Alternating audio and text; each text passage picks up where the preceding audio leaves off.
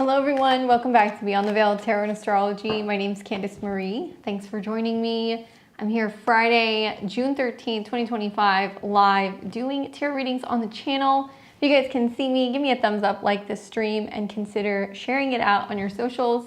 What's going on? I hope you guys are well. I'm excited to be back for another Friday. And we're doing tarot readings. So this is your first time, say hello in the chat.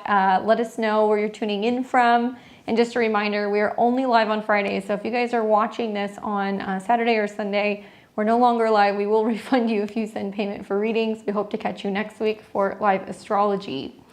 If you would like to get a reading, you can scan the QR code. That's going to take you to my PayPal, where you can make a donation of either $20 for one card or $40 for a 3-card spread. So we're answering your questions live on the channel. Just a few heads up at the top of the video. If you guys haven't already seen it, I do have my latest webinar out for Saturn in Aries. I'm calling it my Saturn in Aries Boot Camp. Over 2 hours long of lots of content, insight, and how to navigate this transit for the 12 rising signs, and especially for people who have natal placements in Aries or if it's your Saturn return. If you guys want to check this out, it's on sale on my website. Click the links below at beyondtheveiltarot.com. You can see that, and also my Tarot 101 course, my astrology courses, and much more. Things like our tarot tote bags and my astrology calendars and all that good stuff. So check that out while you're there. Sign up for my newsletter if you guys want to be on the up and up when I'm coming out with new courses or new videos or anything like that. We're going to be talking on Sunday about the astro weather. Honestly, this week is wild, y'all, with the Mars-Uranus square. So that's going to be kind of finishing up as we see Mars enter into the sign of Virgo this week. So you guys don't want to miss that video. I'm going to talk all about how to make the most of that transit for the 12 rising signs. And if you guys have not already subscribed to the channel, please subscribe to the channel. Click the bell button below so you're alerted as to when I have new videos. I'm here every Tuesday, Thursday, Friday, and Sunday using tarot as well as astrology to make sense of what's going on in the cosmos. Okay, what's up, people? Natalie's here, Dorothy's here, Angie's here, Tiana, what's going on? Did you get my question I sent Thursday night? I did not see a question from you, Tiana. If you want to resubmit it, if you want to send it in the chat, you can do that. I don't always have my email and other stuff up, so unless it comes through the chat or if it comes through PayPal, I don't generally see it.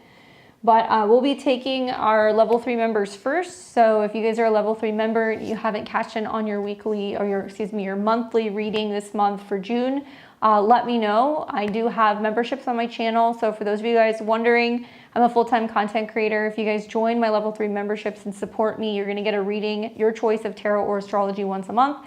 And you get to skip the line. So we take all of our level 3 people first. So I've got, so far in level 3, Natalie and Dorothy, and then Briana. I'll add you to that list if you want to send me your question. But we also have waiting in the queue, Anna, Sasha, Tiana, Angie, and David. We'll let you know how long we're going to keep the queue open. At some point, we do let you know when we're calling last call. So when we call last call, you guys can get your readings in if you would like to get a reading. All right. Thank you, Briana. I've got you. So we're going to start with Natalie, Dorothy, and then Briana. We'll take our level 3 people first. Unless there's any other level 3 people that pop in, give me a shout out and let me know what's going on. All right, so we're going to take a look at Natalie. So what's up, Natalie? Natalie says, after I unblocked Dean on the 28th of April, we saw each other and he told me why he didn't show up that night. We had a nice night and he slow ghosted me. Will he start talking to me again in August? I feel like he's retaliating for me blocking him and getting a boyfriend. Sorry, I'm hearing some weird beeping going on. I blocked him for 3 months. Mid-August will be 3 months. And I'm a Virgo sun, Sag moon, Pisces rising. He's a Pisces sun. All right, so let's take a look. Let's see, what can we tell Natalie about what is going on with this Pisces? Uh-oh. Sorry, guys. It looks like we lost our camera. Give me just a second here. You want me to spin it? Oh. Sorry, guys. Looks like we lost our little GoPro, so give me just a second so you guys can hopefully see the stuff there.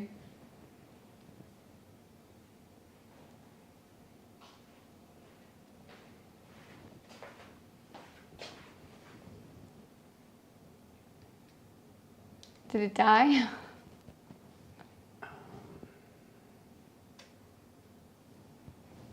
Why is this? I'll let you take that.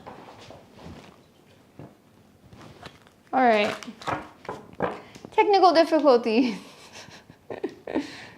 Sorry, guys. What's up, Lachelle? I'm just reading everybody's comments now. What's going on with this thing? What's up, Jacob?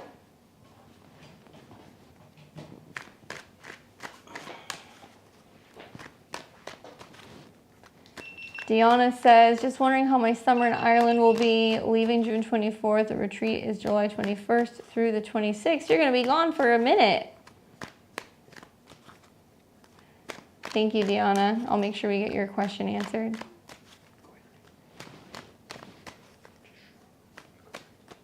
All right, so I don't know if we're going to have a above camera tonight, so I apologize, you guys, but we might be able to like punch in so you can see the cards as I kind of pull them. So, you know, it is what it is. Usually we don't have issues with that one, but it's been kind of finicky. So going back to Natalie. So Natalie says, in regards to unblocking Dean at the end of April, reconnecting with him, he kind of slow ghosted her, and she wants to know if you guys are going to start talking again in August and you feel like he's retaliating because you blocked him, and getting a boyfriend for 3 months. Mid-August will be 3 months for him not talking to me. All right, well, let's take a look. Let's see what the cards have to say for Natalie in regards to this situation with Dean. All right.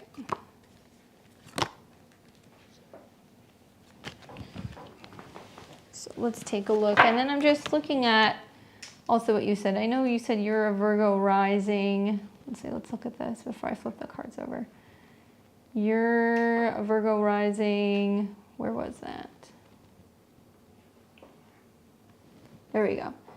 Oh, Virgo sun, sorry, Sag moon, Pisces rising. He's a Pisces sun. All right, well, let's take a look. This is the order that they came up in. So I got the first card, which is the Knight of Swords, okay?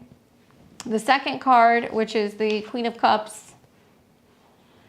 And the third card, which is the Eight of Cups. All right, so we'll see if we can kind of punch it on those. Sorry, it's kind of bright. But basically with the Knight of Cups coming up, the Knight of Swords coming up first, it's basically talking about approaching the situation in like more of like a brash manner. So in the past position, it means that both of you guys have kind of leapt into situations involving communication where you made decisions kind of haphazardly.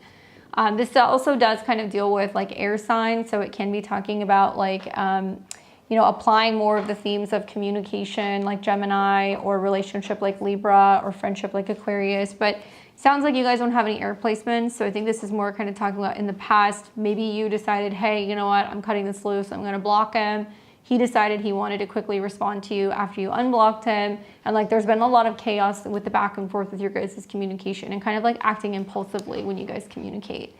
It does mean that, you know, that is the precedent that has been set, that one person kind of cuts one person off, or one person is quick to initiate conversation and the other person kind of like takes a step back.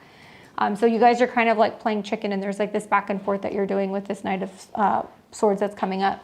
This is also a card that does talk about like feeling passionate, like there being like a lot of emotions and passion behind the way that you guys are kind of treating the communication in the relationship. It can also mean that there is a sense of like impulsiveness where, you know, somebody will really want to connect and then the other person pulls back. So it's kind of hard to read the relationship dynamic because it almost seems like one person's pushing and one person's pulling. Now that's in the past. So right now you have the Queen of Cups coming up. So this does mean that currently, at least in your perspective, because this could be coming up for you kind of being, you know, Pisces rising, that there is a lot of emotions there. There is like love there, or there is like connection there, or there is like a sense of feeling hopeful and idealistic, that there's going to be an opportunity for you guys to kind of like renew your relationship dynamic. Usually queens are open-hearted. They're very nurturing, especially with the Queen of Cups coming up. It means that like, you know, your intuition might be telling you, hey, there's still an opportunity here, or there's still some kind of connection here. I do get the feeling, because you look at the queen facing the knight, that she is like waiting for him to like return, you know, and usually queens are going to trump knights. So like there is a sense of her feeling like, even though she has the upper hand, she may not feel like it right now. She might be feeling like she's hoping to kind of connect with the knight, but you know, he's kind of doing what he wants to do, or that he's kind of going in a different direction, or he's not as receptive to communication. He's facing away with his sword. The Queen of Cups does also make me feel like, you know, you could really be in your feelings and your emotions right now. This can represent a time where you're kind of turning within and you're really kind of focusing on like, okay, what is it that I want? Because obviously you sent a message. If you blocked him and then right after you unblocked him, you guys reconnected and then you were able to kind of see each other. I do feel like something happened around the time that you guys reconnected, and whether it was like you being more vulnerable and being more open with him and telling him not just how you're feeling, but where you've been and what's been happening since you've been gone. That can be another theme, that like maybe he kind of got his feelings hurt, or, you know, he didn't totally, he didn't receive what you were kind of putting out there very well in terms of where you've been or what you were doing in your guys' like time apart. So the Knight of Swords, you know, kind of facing away from the Queen can represent that he's like, okay, I'm taking this information, I'm going to go and do something with it, I'm going to think about it. And like, he may not be pleased with what went on in the you know, like in between period. But still, nevertheless, the Queen of Cups is kind of saying you're sitting and you're kind of waiting, and you're trying to be open-hearted and receptive to there being like a renewal of your guys' relationship.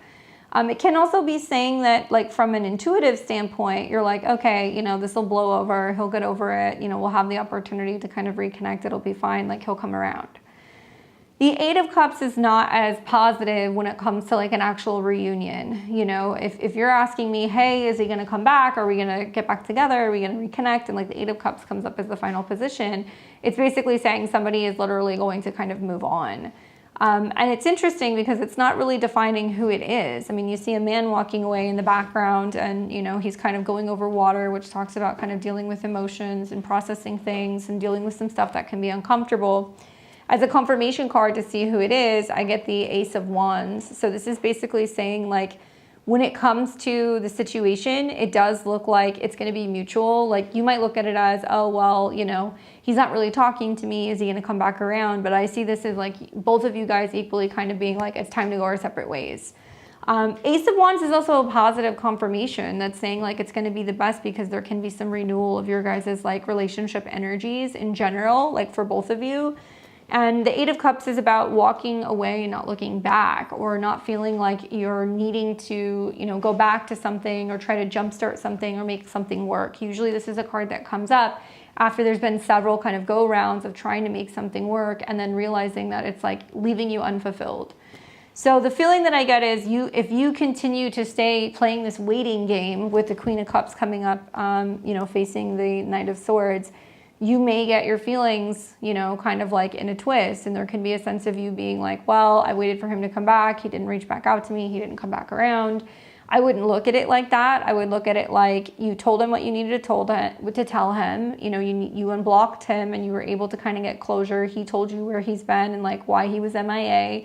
You guys discussed what happened when you guys were kind of apart. All you can do is basically, you know, kind of keep an open heart with the Queen of Cups and know that if it's time for one or both of you guys to move on, it looks like that's likely going to happen in a natural way. Eight of Cups isn't dramatic. It's not like there's a conflict or a fight or some kind of like blow up. I feel like this could literally mean you're like, okay, I'm only going to give it, you know, so long. Interesting that, you know, the 8 can correlate with 8 weeks or the 8th month of the year. So if you're giving it till, you know, the end of August, it would not surprise me. And I think that at that point in time, it's not going to be like a dramatic kind of exchange. It's just more you kind of going, okay, it's time for me to kind of like move on from this. I can't sit around and wait for him to come back. If he can't get over some of the things that we spoke about, or if we're not able to kind of reconcile, we're just going to kind of let it go. So hopefully, you know, hopefully he comes around, because I kind of get the impression that, you know, there's definitely a sense of him either being like a little miffed or maybe taking it personally, because the Knight of Swords can be somebody who like reacts irrationally to information. So I don't know what you guys spoke about or what went down. But, you know, with all respect to what you're hearing from like another astrologer, you may very well have a relationship coming in August, but that doesn't necessarily mean it's this person. So you're going to have to look at more of what's going on with like your 7th house transits and things like that. Certainly being like a Pisces rising, yeah, Jupiter going into your 5th house is good for dating and relationships. Mars going into your 7th house of relationships is also going to kind of create some dynamic things that are going to be happening in your relationship life.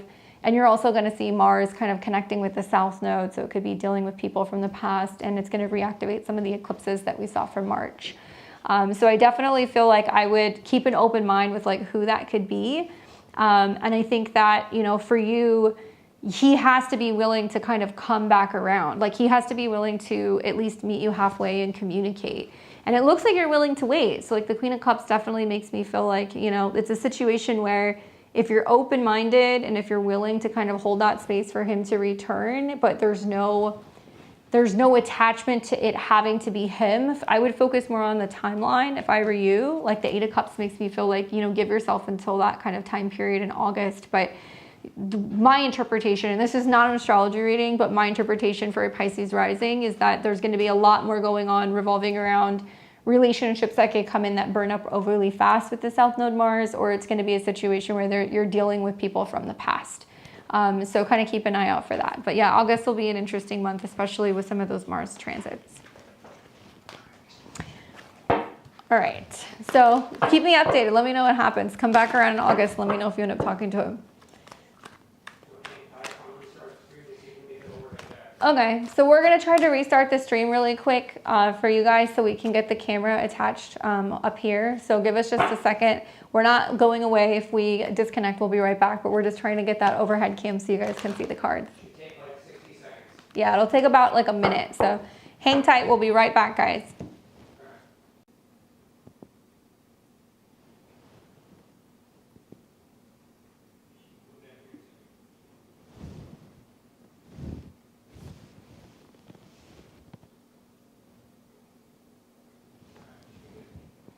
All right, let's take a look. Let's see. We got overhead. Okay. It says I'm offline, so I can't see, but you guys apparently can see me. So I'm probably waiting for my feet to. There we go. All right. We're just gonna assume that this is working because I can see. Hold on a second. I'm gonna have to come back to this. Sorry guys, I wanna make sure I'm in the real time so I can see what's happening. Okay, and we're back. All right, so we've got Dorothy and Tiana. Thank you guys for your patience. Hopefully the camera works. All right, so let's talk to Dorothy. What's up, Dorothy? Welcome, thanks for being a level 3 member.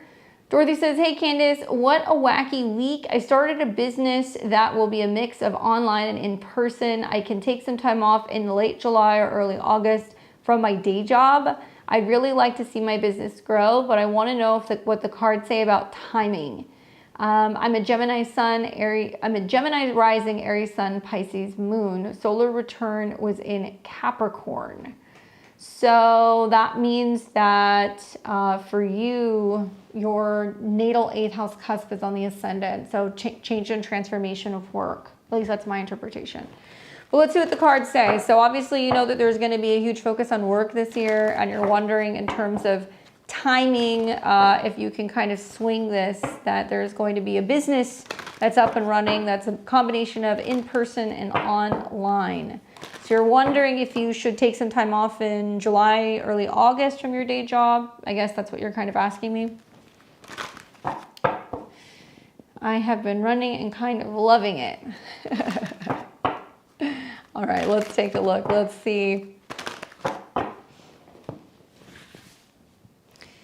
All right, so what can we tell Dorothy about maybe taking a little bit of time off?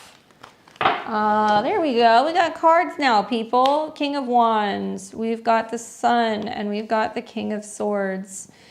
So something that I like is that it does kind of represent a total shift in the way that you're doing work. And something revolving around, you know, the Sun does connect to career, does represent like shining a light on something and some kind of personal fulfillment and joy and having a lot of pride because you do something yourself, right? So like that shift into doing something that's going to be more independent, I think actually is a really great idea. Also, knowing that you're, a Gemini rising and that you're going to be having eclipses coming up in the fall that are going to be making some trines to Jupiter in your second house. It's a lot of like feeling more comfortable doing work, making, money from home or working in a more flexible kind of environment. So I think it's worth taking the time, especially this summer, because the sun is going to be a timing card. I also like the progress that we see from the King of Wands to the King of Swords, because it does represent like a leveling up in a way. So like going from fire, which is about action and passion and kind of creativity, to then mastering that and then being able to more, I think, thoroughly or professionally communicate, connect with people, learn, get the point across, and also feel like you're being heard. So there's like a lot of mastering energy that's kind of coming up here. Now, it can also represent the relationship that you have with like other figures in your life professionally. Obviously King of Wands can be a fire sign, so that can be an Aries, Leo, or a Sag. King of Swords can be an air sign, so that can be connected to Gemini or Libra or Aquarius. But I really feel like this is about you going like, I need to take a chance, right? Because the King of Wands is about somebody who is willing to take risks, somebody who is also willing to kind of apply themselves creatively and go out on their own and be willing to kind of make the necessary moves, for freedom and also like, positivity, joy, and success. So I feel like a lot of this is saying finding your time in the sun, and almost like this might be a couple month period where you're kind of getting the hang of what it would be like to be doing this and seeing if you can create a schedule that can be like flexible. So that way, if you did decide that you wanted to do something where you could you could work part-time in the fall, because this is going to represent the fall, depending on how well things perform over the summer. I also think that the King of Swords can be talking about getting to a point where once you're getting to like September, October, you're like, okay, realistically, I've got a couple of months of business that I can look at. I can see how I'm performing. I can see realistically how this is going to, play out if I keep doing it. And I do think that it's going to be a lot of like crunching numbers and data and information, because that's what, swords are going to represent. So you're going to be kind of approaching making that decision about whether or not you want to go back in a full-time capacity once you have that information and that data. I will tell you that, timing wise, that eclipse that you're going to have in September, if you're making good money, because the eclipse will be in your 10th house, you can justify actually like segueing into something that's more creative, right? With Jupiter in Cancer in your second house. Also, you'll see at the beginning of 2026, sometime in like February, March, there's going to be a Mercury retrograde that's going to happen in your 10th house of Pisces. So there's going to be plenty of opportunities, and like I think things are going to get even better in the fall, not only because the King of Swords is coming up, where I feel like you're going to have a better idea of how the business is going to go, or you're going to be feeling like you've made the connections to actually see some growth, but timing wise, astrologically, for some of the stuff that's going on in your chart too, it makes sense. I also really like that the sun is talking about like having some kind of personal freedom, or the opportunity to really kind of like be more authentic or express yourself in a different way and kind of feel like you're finding something that feels more fulfilling. So at the very least, even if you end up doing this, throughout the summer, I don't really see it being a waste of time. I really feel like it's going to give you some kind of an incentive to be like, wow, like there's something here and I can make this work. And as long as you're able to kind of really focus on that the numbers check out and all of the I guess the resources that may come from what you're doing, or that you're able to kind of track the data and like how the business is growing, like that's really the focus that I would have. You can look at it and you'll be able to justify making some of those moves down the road. But there's several windows of opportunity for you to potentially kind of segue out of that. So just knowing that you're a Gemini rising, obviously, Uranus going into your sign means that you're going to want more creativity, spontaneity, and freedom. Knowing that we're going to have Jupiter in your second house, you can make more money. And also, I think that there's a lot of turning points for Gemini risings over the summertime. A lot of it's going to be with Saturn and Neptune, which are fire signs. It's in the fire sign Aries. It's going to be about creating a company, building a brand, networking, bringing a group of people together, like that kind of stuff. So track it is my advice. If you want to start making the segue, you might actually start doing it right around the time that we're kind of getting into Cancer or Leo season, because that's when this is going to be. And, maybe you'll do it for a period of 2 months, and then you'll decide if you're going to go back in some kind of like part-time or full-time kind of fashion, and you'll decide whether or not you can justify making the leap. But you'll have plenty of time to do it. And specifically, I wonder, you know, if the King of Swords is somebody that you end up connecting with, that can be really prominent for you business-wise. Somebody who can advise you, or somebody who can kind of help you grow, or get your business out there or get seen. So it can also be connected to marketing or anything revolving around promoting what you're doing. Business contracts or professional relationships with somebody who can really kind of help you feel like you know what you're doing, and also that you feel solid and you feel supported. So keep an eye out for somebody who might be kind of coming like that. Could be an air sign, or it could just be somebody who's going to specialize in like data, information, websites, anything revolving around like promotional things. And it can also be good for like partnerships as well. So they can like be a referral of some kind, or somebody who's like connecting you to other potential clients. Good luck. Let us know what happens. Definitely a good year. A lot of people, I think, are realizing that it's a time to kind of start their own business, to take their side hustle seriously. Saturn and Neptune in Aries is going to bring a lot of entrepreneurs. So with that being in your 11th house, make sure you're out there mixing and mingling with other people who are self-employed or in a similar industry, because that will also help you grow. Let's see. Really hope it'll grow. The data is important. Love it.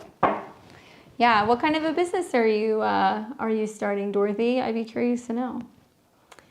All right, we have Tiana. Is there any other level 3 people that are here? Let me know. Otherwise, we will move on to the rest of our list. And we have the queue open, so if you guys want to get a reading, please do. You can scan the QR code, and it will take you to the PayPal. We're doing $20 for 1 card, $40 for 3. And ask any one question you want.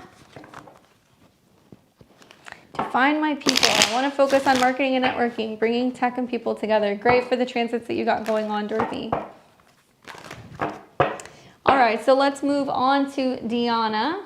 What's up, girl? Tiana says, let's see.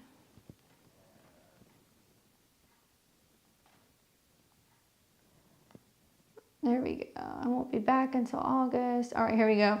Cashing in, just wondering how my summer in Ireland will be. Leaving on the 24th. The retreat is July 21st through the 26th. All good. I put in the chat, but sometimes it disappears. All right, well, thank you. So let's see what we can tell Tiana about what's going on with this summer. She's been going to Ireland, and she's going to be participating in a retreat at the end of July. And you're leaving right around the time of the new moon. So that's such a good time to be traveling as a Leo rising. So let's take a look. What can we tell her about this summer? All right, so this is the order that I got. 3 of Cups, the Devil card, and the 6 of Wands. Interesting that the Devil card comes up in the center position, because I feel like that talks about working through some situations where you have felt blocked or where you have felt stuck. And I think that this is really good for helping you move through that, obviously, right? You've got 2 cards that are about kind of freedom and celebration and movement and gathering. That's kind of like, you know, on each side of it. So I think it's going to be really good for working through some of those issues. 3 of Cups is about gatherings, getting together, you know, with friends. This is also about joy and anything kind of connected to social gatherings. So beyond just you going and doing the retreat, this is also about like parties, you know, dinners, hanging out with friends, like feeling like you have like a tribe and people that you can kind of celebrate with. So it does look like there's already stuff that's been put in motion, and there's already things that have been planned outside of the retreat. This is more social and relationship based. This is also really kind of connected to feeling like you're going where you're going to be celebrated. And actually both of these cards are saying the same thing. So it's about celebration. It's also about feeling like it's a homecoming and feeling welcomed. On one, it's going to be more like emotional, and the other one is going to be more like physical and kind of like action based. But it looks like you're going where you're going to be well received, and that there's going to be opportunity to collaborate with like-minded people and have some fun too. I don't think it's like all work and no play. The Devil card coming up in the current position makes me feel like this is a situation where you're like, okay, I'm leaving knowing that I'm in a situation where I feel stuck. And sometimes that can represent where Saturn is in your chart right now. So obviously I know like whole sign, you know, Saturn's going through your 9th house. So feeling stuck revolving around your beliefs, feeling stuck revolving around a teaching or a training program, feeling stuck revolving around, you know, being optimistic about the future. And we know as a Leo rising, Saturn is connected to Capricorn, where you have your sun in the sixth house. So it's going to be talking a lot about you going like, I don't feel like I have a set schedule, or I'm leaving, going away, coming back, being like, I know I don't have my job situation figured out, right? Or like, I know I don't have a set schedule, or I'm not entirely sure what's going to be happening in regards to my professional life.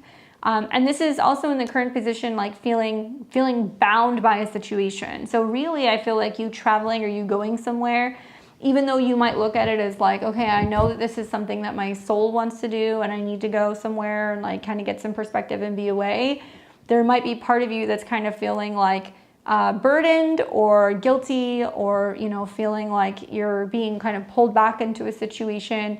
I would say be present while you go on your trip, because I think that being present is going to be important. It's going to help shift your perspective and get you out of like the funk maybe that you have been in revolving around the work situation.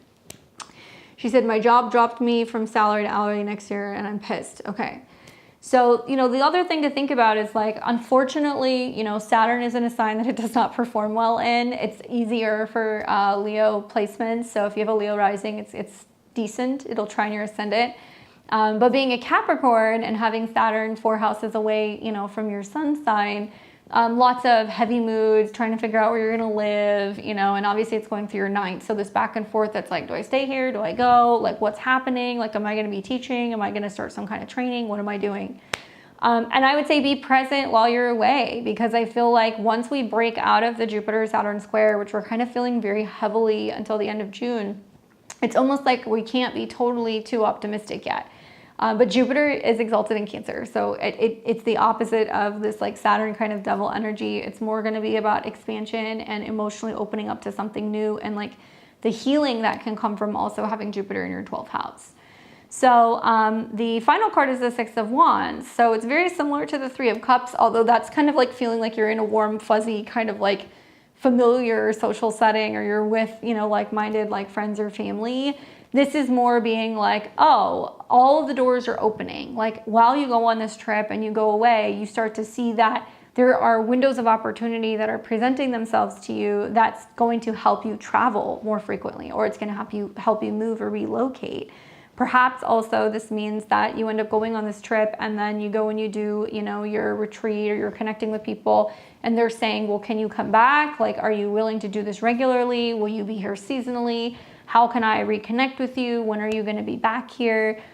So I almost feel like there are things that are going to start to be orchestrated to help kind of like reinforce and reinstate your faith on where you're supposed to be and what you're supposed to be doing. And when the Six of Wands comes up, it's a victory card. This is a card that's about like, getting what you want, feeling like people are celebrating you, going where people are also going to kind of motivate you, and they're going to kind of hold you up, and they're excited for you to be there. And some of the actions and the social opportunities and the creative and the travel opportunities that will come from actually just being there. So there's almost like this like weird inertia where it's like, in order for you really to kind of pull out of and like get out of this funk that you've been in, you literally have to go somewhere else. Like it's like a vibe thing. Like you literally have to go and be somewhere else, because when you see all of those possible kind of opportunities show up, you're going to be like, oh, well, there I go. Like this is the setup for me to be able to break free from where I've been. So it doesn't make sense, but obviously like Jupiter squaring Saturn, is usually like a sabbatical or something when it's in like the 9th or the 12th house, just to go away and get perspective and also kind of have like some kind of renewed faith.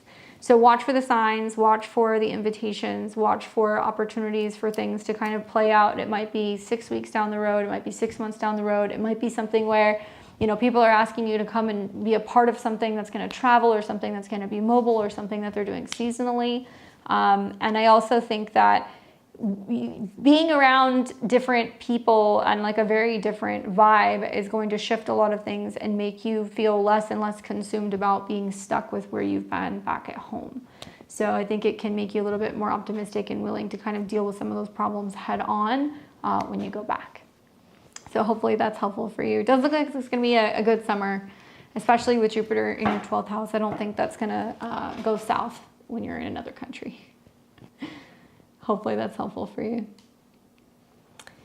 All right, so if we don't have any other level 3 people, we're gonna move on to my list, and I'm gonna start with Anna, Looks like we've got Sasha and we have got Tiana. And you guys can scan the QR code now that we have a camera where you can see your cards. Thanks, Tiana. Let's see what Anna says. Oh boy. Anna says, boyfriend and I broke up last weekend. We've been on and off for 3 years, and I found recent search history on the computer of his ex. I think they've reconnected. Are we done for good, and are my suspicions wrong? All right, well, let's take a look. So what can we tell Anna about what is going on with this breakup? And there is an assumption that he's reconnected with the ex. Does it look like they are done for good?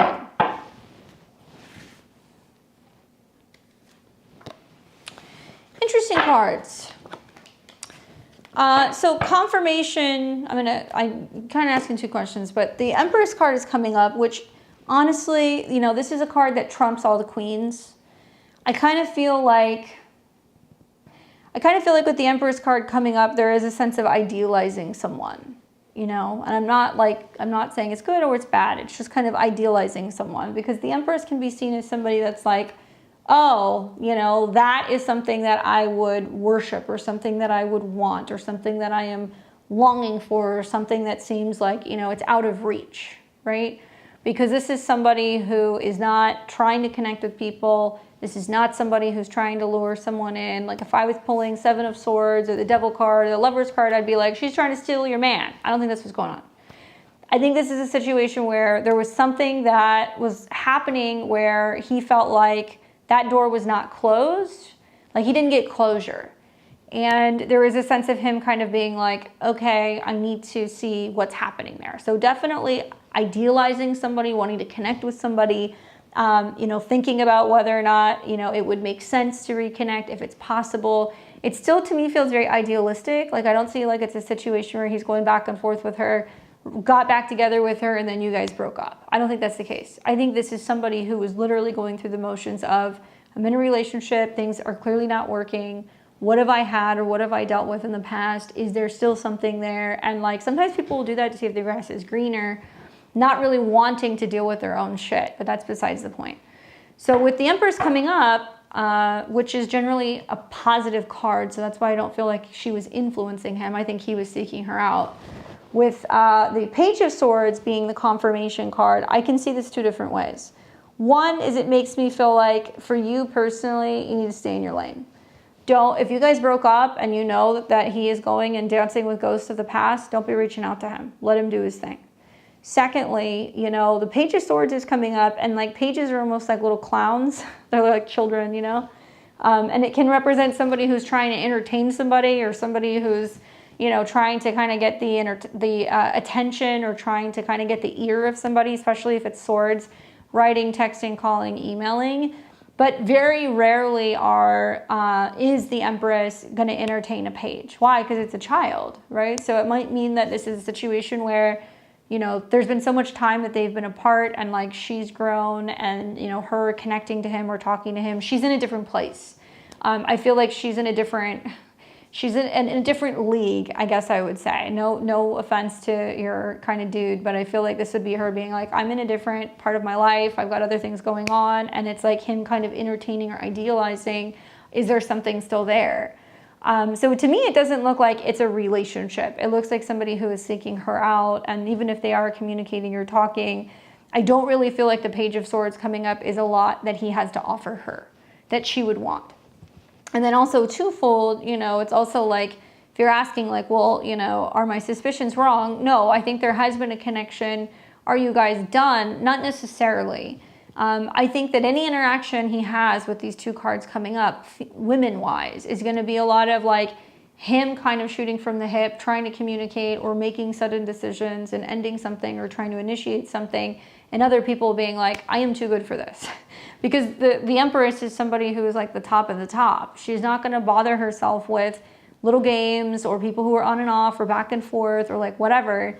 And if you are saying you guys have been back and forth and on and off for 3 years, no disrespect to you, but like I kind of look at the Empress and I'm like, that's what you want to channel. especially from my perspective, if he's going to try to reconnect with her and go back and forth with her, I don't think it's going to go anywhere personally. I think that he might be just over idealizing that there could potentially be something there, but he's unwilling to kind of look at his own kind of shortcomings, or maybe that, you know, he's unfulfilled and like it's not necessarily that it's a person, it's something that he needs to deal with, and that it's going to keep happening in relationships. I think you're going to have a higher ground if you're deciding to be like, I know that he's trying to talk to other people, I know that we broke up, I'm going to leave him alone, because if he wants to come back around, he can. And like if he doesn't see what he's potentially missed or what he's, you know, kind of passing up, that's on him. Do not entertain this kind of childish back and forth behavior. Stay confident. I think with the Empress coming up, stay confident and don't feel like you need to be the person who reaches out to him. See if he comes back around, but don't be surprised if you have some kind of communication with him that seems immature. Like I feel like, you know, you guys might have broke up, but you know, it might be a matter of a couple of weeks and then all of a sudden he's texting you. He may not call you, he may not say, can I see you, but he'll be texting you. So I'm not expecting a lot of like really forthcoming or kind of like mature, like direct personal interaction. It's just more him kind of checking in or looking at your stuff or finding kind of ways to kind of keep tabs on you. But I would say even if he does that, wait till he comes back around and ask yourself, especially because you and this other person are coming up as like the Empress, is that what you want? Do you want that? Do you want somebody who's going to be kind of mischievous or unsure or kind of going back and forth in communication, or somebody who's indecisive? Because pages, you know, especially I think of like the Page of Swords or like the Page of Wands, right? These are little kids running around with like a sword or a wand. So there can be this sense of like looking at them being like, it's kind of dangerous, like the way that you're acting, like the things that you're saying, or, you know, some of the things that I have become aware of that you're doing or you're searching for, or people that you're talking to, like certain things can be said or can be done that will forever alter your perception of him. And I don't know if you feel like confronting him. You know, the Empress is like a Venus kind of card, so it's not really about upsetting the apple cart or trying to talk about what went wrong. It's more about kind of, you know, kind of going like, all right, how can we, you know, maintain something that's going to be harmonious and something that's going to be beneficial and provide love and pleasure for both of us. But I don't really feel like there is like a sense of the Empress wanting to entertain him. And I think a lot of it is he's already kind of muddied the water because you know that he's been kind of entertaining the past. So I don't necessarily think that this is over. I think you guys will have communication, but I don't think you're going to see him in the same way. And I think that when the idealizing of this other person wears off and that doesn't go anywhere or it doesn't really develop, he may be back around. And I would just be really careful, because I feel like it's going to be important for you to feel safe and secure in this union, and that you have somebody who's going to be meeting you halfway, right? Because this is not equal kind of playing field. Anyway, hopefully that's helpful. Let me know what happens. Oh, and also let me give you another card. I was looking at the wrong name.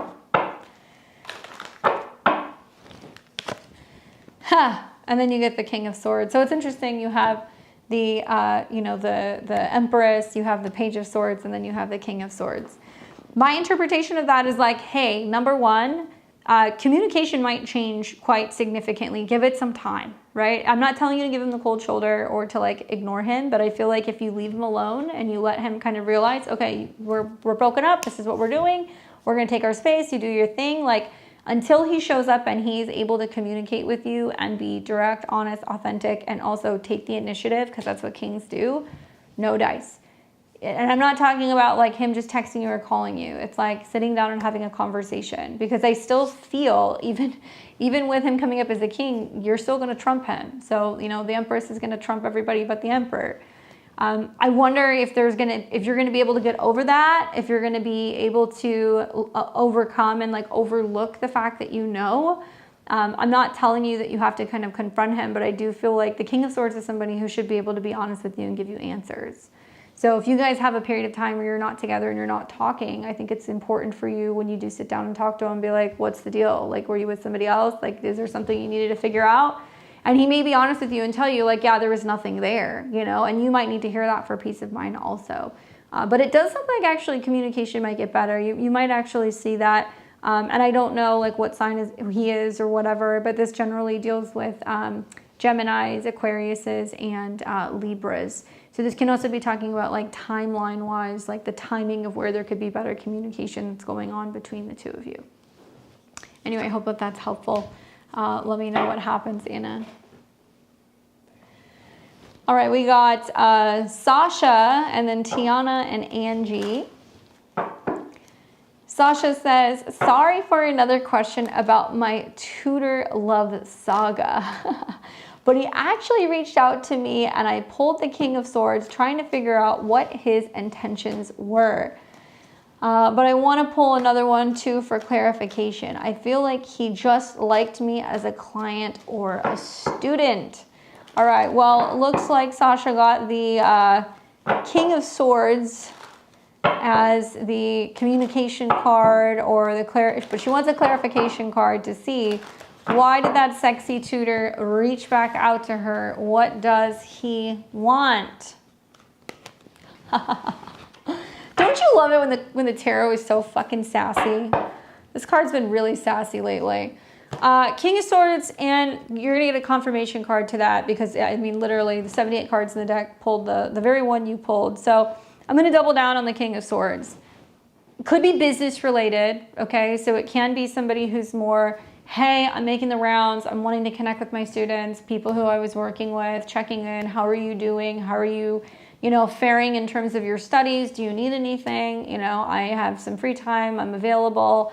If you want to connect, right? So that there could be some of that. Networking is very much the King of Swords. But I definitely feel like the King of Swords does not connect with people. He doesn't call, he doesn't email, he doesn't do anything unless there's a motive.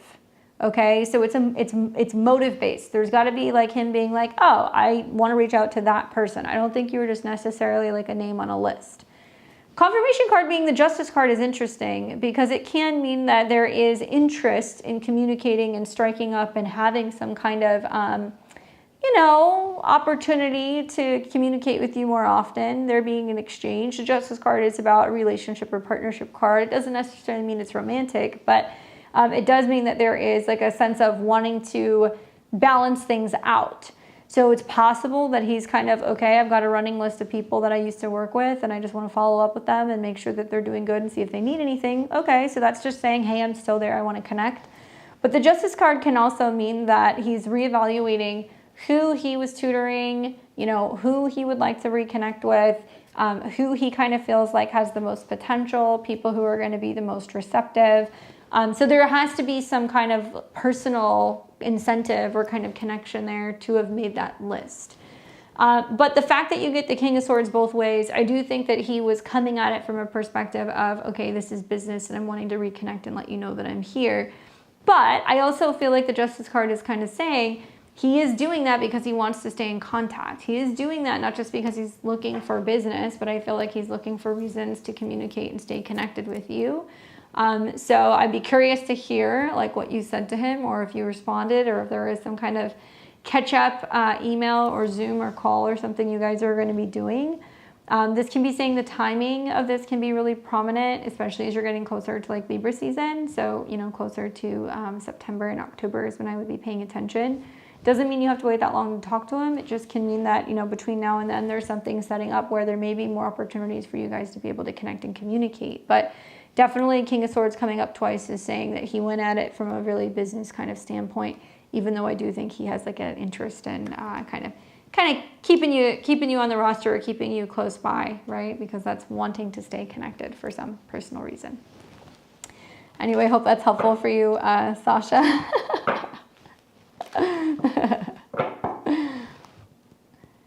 All right, so we've got Tiana and Angie and David. What's up, Tiana? Tiana says, tell me the summer tea. I want a summer reading, please. Okay, well, you got it. Let's take a look what we can tell Tiana for what to be aware of this summer. What's going on? So for the summer for Tiana. All right, so it was in this order. 4 of Swords, 6 of Coins, 4 of Wands. I'll let you guys know. I'll do a roll call in just a second. So I've got David. We've also got Sasha again, Amber, Matthew, and it looks like Khaled. So if you heard your name, that means that I have you. Yeah, that's who I've got. Four of Swords is interesting because I feel like, that's a card that's about resting, recuperation, taking a step back, like kind of also needing to rest in order to kind of like recalibrate, right? Like I see that card come up a lot. That's like, I don't want to make any plans past summer. I just want to focus on doing what feels right, feeling what's in alignment, and like doing things that are kind of in the moment and like not just go, go, go. It's about resting and recharging and playing the summer by ear before you make any, decisions about what's going on in the fall or what's going on at the end of the year. Four of Swords is also saying it's about kind of acknowledging and accepting that like certain things have come to like an end, or it's time for you to let certain things go. Maybe it can mean that in like past situations, you went into summer and you were kind of like, maybe feeling a little down, or maybe like sulking, or like feeling like, okay, you were bummed out that you didn't have any plans, or you were bummed out that you're going into the summer, not traveling or not having the funds or not being in a relationship. And you're like, I'm not doing that. I'm not going to do that. I'm going to be kind of keeping things open and knowing that when opportunities present themselves for me to do things with others, to work, to also really get grounded and focus on like health and organization, or even like being in support of other people or having togetherness with other people who are more meaningful, you will. I wonder what the Four of Swords can mean though. Like for some people, that coming up in the past position is like you going into the summer being like, yeah, I really feel kind of like run down, or I feel worn out, or I'm healing something. So I don't know if that's something that you're dealing with, but the Six of Coins being in the current position talks more about where you're at now with your summer plans. So maybe you didn't have anything planned, in the past. Maybe, you were kind of trying to take it easier. You weren't really planning anything too crazy. But Six of Coins is great. This is my give and take card. So this means that you're really focused on wanting to exchange with people or spend time with people who are bringing good vibes to the table. Also helping other people. So this could mean that, you're really down to like be a part of a cause or doing something that's going to be charity related, or where you're helping other people, you're dedicating time or services to others. But also that there's going to be this like reassessment of relationships, and that could be friends, family, romantic relationships where you're like give and take. Like I love that I can go and hang out with one of my girlfriends and I show up and I'm like, hey, I brought you some flowers. And then I see her the next week and she's like, hey, I made you breakfast. Yeah, reciprocity. There is this sense of only wanting to have good vibes around and people that are going to be boosting you up and supporting physically, financially, emotionally, spiritually, the person that you're becoming. So there is lots of opportunity to really feel like your relationships are becoming much more enriched, and that there's a lot of support that's going on across the board. Traditionally, this is about like healing. This can also be about job opportunities. This can be about making money, saving money. This can also be about people who, come through that's like, hey, let me help you out in any way, shape, or form. So there's going to be a lot of support that's going to be going on, and I think that it'll really kind of show you which relationships are like the most valuable in your life. And then you have the Four of Wands that's coming up, and that does talk about like parties, gatherings, celebrations, weddings, things like that, short-term kind of events. So it might be like weekends away. It might be that there's going to be somebody who's having, a birthday party, somebody who's having an engagement party, somebody who's getting married. Like summer of love vibes is very much the Four of Wands. So opportunity for a connection with people, especially if you're going to like events or live music, or if you're going to festivals. That comes up a lot with this particular card as well. She says, I might have a hip injury. I'm also trying to do my solo duo entrepreneur this summer. Okay, cool. So obviously, if you're trying to do something business oriented, this whole give and take exchange thing makes me feel like if you show up, there's going to be opportunity for business. Also, if you are dealing with an injury, or if you have something that comes up that's kind of making you need to take some downtime, Six of Coins is coming up, like saying that you're going to have people who are going to be there to help you, right? So it's like if you see there's two people that are kind of like begging and asking for assistance, and like these are the same people that are on the 5 of coins that are out in the cold. And so somebody comes in and they're like, okay, I'm gonna help you. So it can mean that there is like good fortune coming your way, or people who are paying it forward, or people who are more generous with you. So if you do have health issues or whatever, people are going to be there to support you. But I don't see it being something that keeps you down. Like, I think it's going to be more about kind of becoming aware of like where you need help, and like you might be healing something, but I don't really see it kind of like totally sidelining you all summer. 4 of Wands is also great if, you know, you're wanting to, you know, kind of take the stage and be seen and get recognition for, you know, what you're doing business-wise. And I think that this could be great for like parties, pop-ups. It could be great for fairs, festivals, farmers markets, anything like that where there's people that are going to be kind of gathering. So those can be opportunities for you to kind of promote your business. That can also be an opportunity for you to mix, mingle, and connect with other people, because it looks like there is like a focus in really being able to enjoy being in the moment. It's funny, I'm looking at my cards of the day. It's the exact same cards. I just realized that on my bookshelf. And also I think that this is going to be about having more kind of like spontaneous things that are going to be kind of popping up, because I see this as stuff that's going to come up over a weekend, or something that you're going to go and do for like a day and a night, and opportunities to connect with people in other places that you don't typically get to see. So it looks pretty good to me. Hopefully all goes well with, you know, potentially having a hip injury, but this makes me feel like as long as you're, you know, doing your due diligence to take care of it, and not kind of like running yourself into the ground, you should be fine, and you'll have support if you need support to kind of deal with that. Hopefully that's helpful for you. Hope you enjoy your summer. All right, so we've got, let's see. We've got Angie, David, and Sasha. All right, so Angie says, hey Candace, single tarot card pull, please. I can't wait for you to answer this question. What does the tarot say? My husband and I, does the tarot say my husband and I should part ways with this up and coming Cancer new moon? Wow. My birthday is April 21st in Portland, Oregon. I'm a Cap rising. He is an early Cap rising. And that full moon we just had in Sagittarius on the 11th exactly squares my Pisces moon. We were thinking of moving into a bigger house, but I'm not sure. I'm not sure about our relationship. Can handle a 30-year financial commitment. All right, let's take a look. Something I would say about, you know, your transits, both being Capricorn risings, is that Jupiter is going into your 7th house, where in theory, because it's exalted, it can better your relationship, right?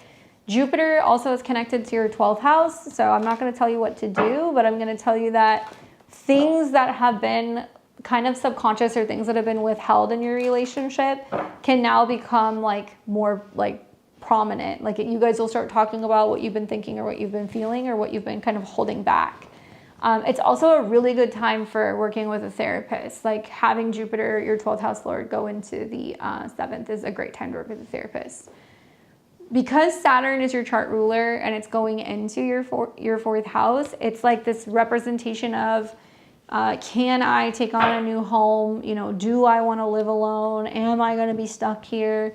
And Saturn and Jupiter are currently squaring right now. So because they're squaring, and they're also going to square during the new moon, by the way, that doesn't necessarily mean that that's a point to actually like end the relationship, right? So I actually feel like that new moon is going to be about setting intentions of like, can we better the relationship? Can we work through some of these Saturn, Neptune kind of challenges and kind of confusion revolving around feeling stuck or feeling alone? You're going to want to look at what is going on with your natal moon. So it says, you said that you just had that moon that squared your Pisces moon, and it sounds like Saturn is probably hovering around your moon, so that could also be part of it. You know, communication issues in relationships, if it's, you know, in your whole sign 3rd house. And as the eclipses are rolling in, and they're going to be triggering your moon still in the fall and going into next year, that can mean that you're searching and you're looking for a home, or that you're doing something flexible or like temporary. And usually when Saturn is hitting your moon, because Saturn rules your chart and the moon is your relationship, it's a heavy karmic time in regards to your relationship with another person. So you need to see Saturn kind of separate from your moon first, right? long-winded answer there. But Page of Pentacles. So my thought on this is that he seems willing. I see the Page of Pentacles as somebody that's like, maybe we should look, we should consider getting into a place, like, let's do it. And the Saturn Neptune is going to be very pessimistic, and it's also going to be really adamant about wanting to have something new, right? Aries is new. So there needs to be a new way of living. Just moving into a new house, Saturn in the 4th, square Jupiter in the 7th, doesn't mean that it fixes the relationship. I know you know that. But the Page of Pentacles is saying that it's like, it's worth a try, okay? It's worth at least kind of considering. And I think that the page also ties into the fact that it's going to be a new moon, and that this is about planting new seeds, about new relationship opportunity. So you really want to take your entire chart into consideration as a whole. It sounds like if that full moon in Sag squares your moon, Saturn is still somewhere kind of around your moon, or the North Node is around your moon. And really what it's saying is that you need more clear communication with your partner, and that you either need to be finding ways to communicate and express how you're feeling. Obviously, Pisces moon can be a little like unsure about expressing some of that. But the Page of Pentacles is saying here lies a possibility, the potential of being able to enhance, physical security. There is opportunity for you to be able to feel more solid in this relationship, to feel chosen, to be more optimistic about the potential physical and also financial future that you guys have together. Obviously, you've also had months and months of having like a Mars retrograde in your 7th house in opposition to Pluto. So for 2 Capricorn risings, that's quite intense for a lot of changes going on with relationships. But I would go and look at what's going on, with the North Node and Saturn in aspect to your moon, probably in the fall when you see eclipses there. That's going to get you more clear, more ready in regards to making some changes with the living situation. And even next year, as Saturn and Mars will go through Aries, is going to be a big turning point for your home or your living situation. So there's no real rush in terms of timing. This is a card that I feel like is pretty positive for saying, hey, rather than looking at the new moon as like a time that's like, oh, are we done? This could mean that you're saying, hey, you know what? I don't need to make a decision right now. Maybe it makes sense to use this as the moment for saying, I'm giving this 6 more months. I'm going to communicate. We're going to be talking about, the concerns that you might have for physically or financially being entangled into this, and whether or not you guys can actually improve your relationship. So that way you can see if you guys have a chance. But I don't see this as a negative card. So let me know what happens. Definitely Capricorn rising things. All right, I've got David, Sasha, and then Amber. What's up, David? David says, can I get 3 cards for what I need to know right now? Well, you got it. Let's see what I can tell you. This one is for David in the right now. All right. So we've got the the Nine of Cups, the Emperor, and the 5 of Wands. Kind of a little like challenging, chaotic energy, but it seems like you're going to kind of handle it like a pro. So 5 of Wands coming up talks about there being like things coming from all different angles, kind of feeling like you're getting hit with a bunch of stuff at one time, overwhelming, also feeling like there's a little bit of conflict, or feeling like you're being challenged to just kind of stand your ground. I'd be curious because this is a Mars energy, this is a Mars energy.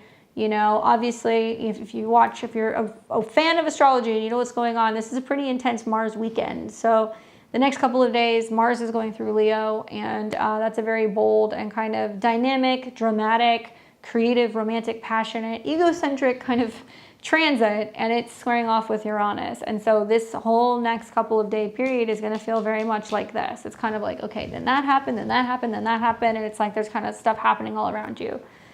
However, I feel like even in spite of feeling like maybe you're getting hit with a couple of different things at one time, the Emperor is somebody who's able to kind of rise above some of the conflict, and he's able to strategize, and he's able to stay grounded and also be a leader.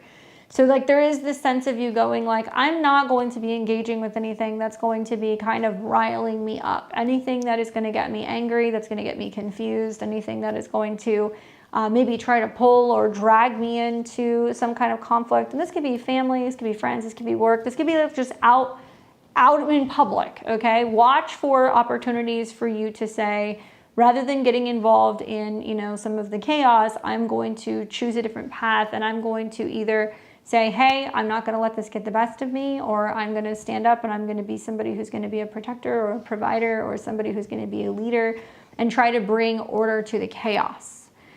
It may also mean that, you know, you're feeling like you're kind of dealing with some conflicting or some combative energies in a professional sense. Certainly the Emperor does deal with, you know, bosses, superiors, your own personal power, your own ability to kind of like exercise, leadership.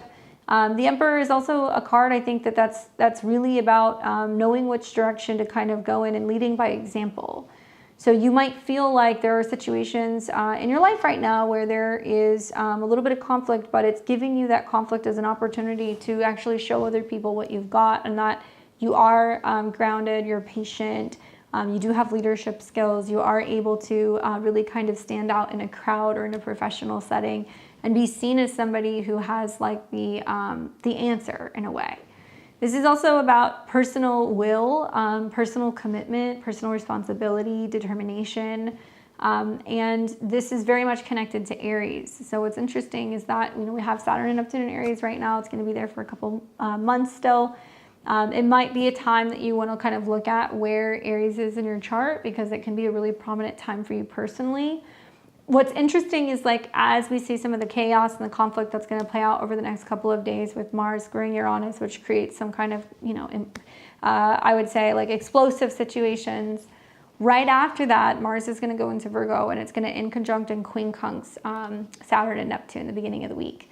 And it's going to lead a lot of people to being like, what can I do to make a change? What can I do to help others? What can I do to be healthier? What can I do to, you know, be more so grounded? How can I see more clearly? So it's really great for getting organized, focusing on tasks. It's also really great for health and fitness. So maybe, you know, you're kind of looking at what's been happening recently, where you've been kind of like consumed with what's happening in the world, or what's happening with family, or what's happening at work, and you have felt like you haven't had control over anything. Like, this is saying you're actually going to kind of get your groove back, and you're going to feel that you're kind of in the driver's seat again, and you're going to feel like you're in control. I think that the final card, being the Knight of Cups, also talks about like wish fulfillment, feeling satisfied, feeling proud of yourself, and very content with something that you have been able to achieve or something you've been able to acquire. This is like my green light, you know, pass go, collect $200. Yes, you're going to get whatever you want type of card. So I really kind of look at this and I'm like, this to me seems like a situation where, you know, if you have been trying to overcome something that has been challenging, you will be successful. If you've been trying to, you know, make some changes when it comes to your habits or even your job or something at work, you'll be successful. You'll be able to rise above and kind of master and handle the situation. I also feel like you're going to be proud of yourself for whatever reason, because you're choosing to respond to things differently. Usually the Five of Wands is just kind of everybody's fighting each other, and it's like this back and forth, and it feels like this whirlwind of everybody kind of getting wound up in everybody else's stuff. And the Emperor kind of takes a step back, and he's just like, I'm not going to get involved in this. Like, this is like beneath me. Like, I'm not going to get kind of stirred up. I'm going to stay focused. I'm going to stay grounded and centered, and almost have like laser vision on something that you're trying to accomplish and something you're trying to achieve. I would say just in general, right? Like, the astrology right now is a lot of creating chaos, divide and kind of conquer energy. And we're going to see that over the next couple of days. You're going to see that there's going to be some stuff that's going to happen around the world, whether it's threats of war, or we're going to see people who are going to be rioting, or people who are going to be protesting. And I think that that is that distractive kind of energy, as Mars is squaring off with Uranus, that creates some kind of instability. It shakes up our nervous system, and then it's going to in conjunct and quincunx Saturn and Neptune. So a lot of people are going to go, oh, I'm having these effects from being angry or being kind of anxious or being kind of worried. So the best thing you can do is stay on top of the ball the next week or two, I think, with this. Stay focused on what some of your goals are. Don't get distracted by some of the conflict that's around you. Be a leader, apply yourself, have that laser focus, because it looks like you're going to have some reason to kind of celebrate and be like feeling accomplished because you were able to kind of move through something with grace and also with ease. Anyway, hopefully that's helpful for you.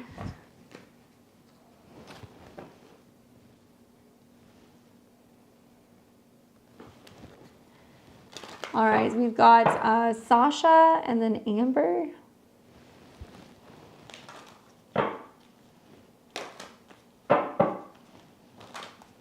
right, so Sasha says, I'm about to pull the trigger on quitting my job. I have my notice written out. I'm just curious what I should be ready for. This workplace is beyond toxic. Thank you. Well, let's take a look. So what does the tarot think about Sasha giving her notice and quitting her job? What should she expect?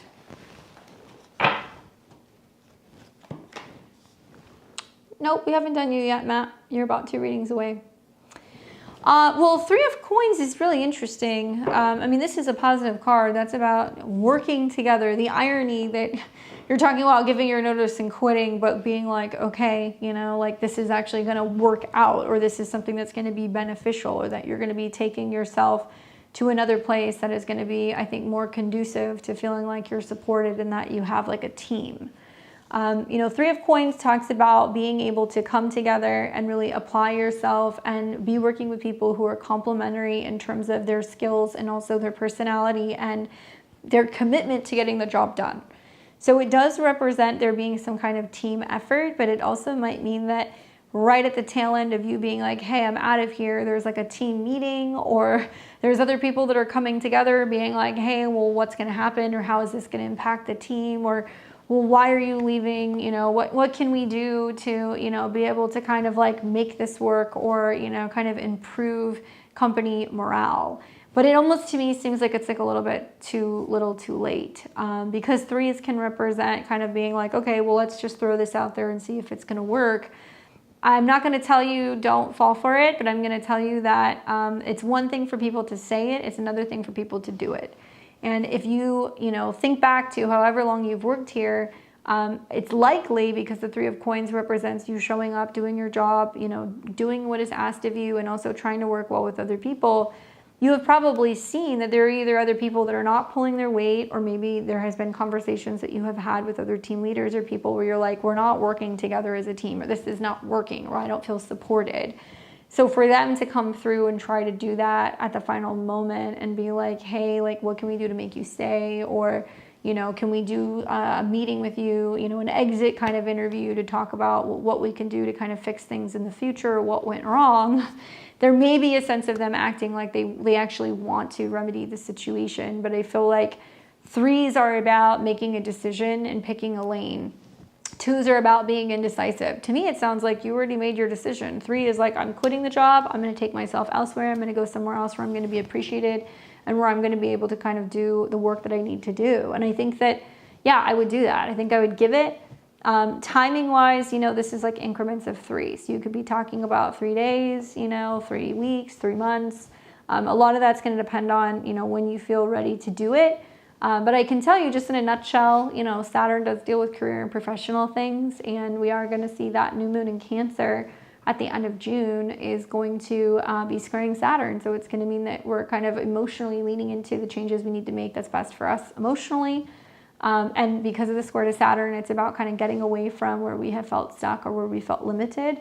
And it will sextile Mars in Virgo. So I think it would be good for a lot of people, actually, if they're ready to start something new, or, you know, start some new business or look for a new job. That can definitely be a time where, with this sextile to Mars and also some of the aspects to Saturn, can be a good time. And I say that because that's kind of like getting into, you know, the 3rd week of the month. So definitely looks like you're going on to bigger, better things where you're going to feel more so supported. So let me know what happens. Hey, Ann, sorry, I'm just seeing your comment. He won't see a therapist. Honestly, personally, because Jupiter is your 12th house lord, and because you guys are both going through it, I feel like even for you, the new moon in the 7th house, like conjunct Jupiter, is like we either make this change together or no dice on like the house or the living situation. Like the relationship getting better is what's going to define whether or not you're actually going to make a change with the house. And they're only squaring right now. It's only going to square in June. So it's going to give you the opportunity to kind of set the stage for what needs to change in the relationship before the home life changes first. And also, like, Saturn and Neptune are going to conjunct, you know, February of next year. So that could mean that if you guys can't get it together by then, one or both of you might be trying to face figuring out like living situation on your own. And I would take that seriously, being a Capricorn rising, that you guys might go in two separate directions. But to avoid that from just kind of imploding and kind of happening next year, you want to talk about that. You want to use the Jupiter transit all year and really, you know, June into July to focus on ways to kind of see if you can actually better the relationship and share some of your concerns with him. What's up, Enchanted? All right, so we've got Amber, Matthew, Khaled, and Briana. All right, so Amber, where are you, Amber? She says reading, but I don't know what you want me to read for you. There we go.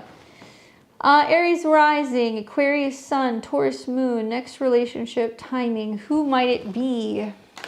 Well, let's take a look. So let's see what we can tell Amber about potential future relationship stuff. Sounds good, Enchanted. You're always welcome here. What can we tell Amber about what's going on? Aries rising, Taurus moon, Aquarius sun. What's on the horizon relationship-wise? Wow, well, these are some pretty damn good cards. 10 of Cups, 9 of Cups, the Justice card. You know, what's interesting is, like, I was just thinking in my head, I was like, you know, everybody's talking about the Mars-Uranus transit, which is, like, fine. Yeah, that's going to stir some stuff up this weekend. But I keep thinking about when Mars goes into Libra in August. And when it goes into Libra and it's debilitated and Mars rules Saturn and Neptune and they oppose each other and they're going to be at the early degrees, that's going to be a big turning point. Certainly for an Aries rising, right? When Mars goes into your 7th house, that's a time where you are going to be more active in relationship. So somebody can suddenly show up. Equally, it can be a time where somebody may show up and they may be a little overly enthusiastic about you, and Saturn and Neptune in your sign, in your rising sign, will oppose Mars. So there's going to be this feeling of like somebody comes in and you're like, I don't know. Like, it seems too good to be true, or like, where did this person come from? Or it's like starting up very quickly. Like, what's the deal? You might also want to look at what's going on with your natal Venus. So you want to look at transits to your natal Venus as it rules your 7th house. But one thing I will tell you is you'll have a Mercury retrograde in your 5th, and that'll be in July going into August. And that's definitely a time to kind of like reassess dating, getting back into dating, you know, meeting somebody. It'll be the ruler of Mars, and Mars will be in your 6th. So if you go to the gym, if you go to the laundromat, if you're at work and your coworkers are like, hey, let's go out after work or whatever, like that could be tied to you meeting somebody in one of those scenarios. And then you will see in August, Mars will go into your 7th. I say that because the Justice card is coming up. So it's interesting that Libra is your 7th house. Justice card is about Libra. It is about balance. It's about cause and effect. I also feel like with the Justice card coming up in the end position, it's really kind of saying like September, October is a time you're going to want to pay attention to. And I think naturally, just thinking about an Aries rising, you know, planets go through your 5th house. It could be more June, July, August, dating opportunities, meeting people, you know, and then as you're getting into the fall, it becomes like a little bit more real. There is some determination that's been made. And in recent years, you've had South Node eclipses in Libra in your 7th, so it has not necessarily been relationship-oriented. It's actually been more self-oriented, and it was almost like a preview for Saturn and Neptune coming into Aries this year. Certainly, there's something to be said about the fact that that's like a very independent transit, but also it is opposing your angles, and squaring your angles. So this can mean that while you're getting more serious, Saturn in your 1st house, about your identity as well as your status and the future of your career and like what you want, you can dream of things, you can idealize things with Neptune being there, or you can isolate yourself and shut yourself out, or you can make yourself feel like a little like disenchanted with the idea of like relationships. So just be careful. Your cards are positive. 10 of Cups is like the happily ever after card, right? So if somebody's like, well, what's going to happen? Like, am I going to meet somebody? Is there going to be a relationship? Like, 10 of Cups is saying, hey, something really good is coming. And this could be something that could be very romantic, very fulfilling. It could be like this happily ever after where you get everything you wanted and then some, okay? And so it's interesting that right out the gate, it's just like, yeah. And I don't know if this means that in the past you were overly idealistic or enthusiastic about relationships. Maybe there's been a huge emphasis placed on relationships in your life. Maybe this means that, you know, you've been told, hey, a relationship is coming, just be patient. And you're like, okay, I'm waiting. I know it's going to be here. But the 9 of Cups and the 10 of Cups are some of the better cards that you're going to see in this deck. So the 9 of Cups talks more about wish fulfillment. So in the past, it's like putting so much focus and emphasis on like that dynamic of having that happily ever after. But the right now, the 9 of Cups is I'm doing what I want. I'm doing what makes me happy. So it doesn't necessarily mean that you have to be dating or looking for someone or trying to kind of, you know, develop a relationship, nothing like that. It's just more like you going like, I'm going to do what makes me happy. I'm going to be present in the right now. I'm going to do what I enjoy, you know, doing. And, you know, I know that if I'm in that frequency or that vibration of joy, happiness, creativity, whatever, it's going to vibrate out and it's going to bring somebody else in. And so I think that this is kind of saying right now, it's like your moment. Justice does talk about like karma and cause and effect and balance and bringing in people that balance this out. And it can also be talking about like harmony and people that can be like long-term relationship potential. Like for me, you know, 10 of Cups, the Justice card, the Hierophant, the 4 of Wands, these are all like long-term like relationship cards. And I think that the Justice card and the 10 of Cups coming up is interesting because it might mean that maybe in the past you've put so much focus on relationships that you feel like you lost track of who you were. And now you're like, okay, I'm actually getting to a point where I'm actually really happy doing my own thing. You know, if a relationship comes in, then obviously, you know, it's going to be an icing on the cake. And that the person that is meant to find you will find you and they'll find you at the right time. And you're not building your life around a relationship. You're building a life that would actually be an amazing kind of collaboration that you could have with someone else. But they have to kind of be the right person at the right time. So with that being said, I would be looking at what's going on in September and October and knowing that there is going to be that pretty significant opposition happening in August.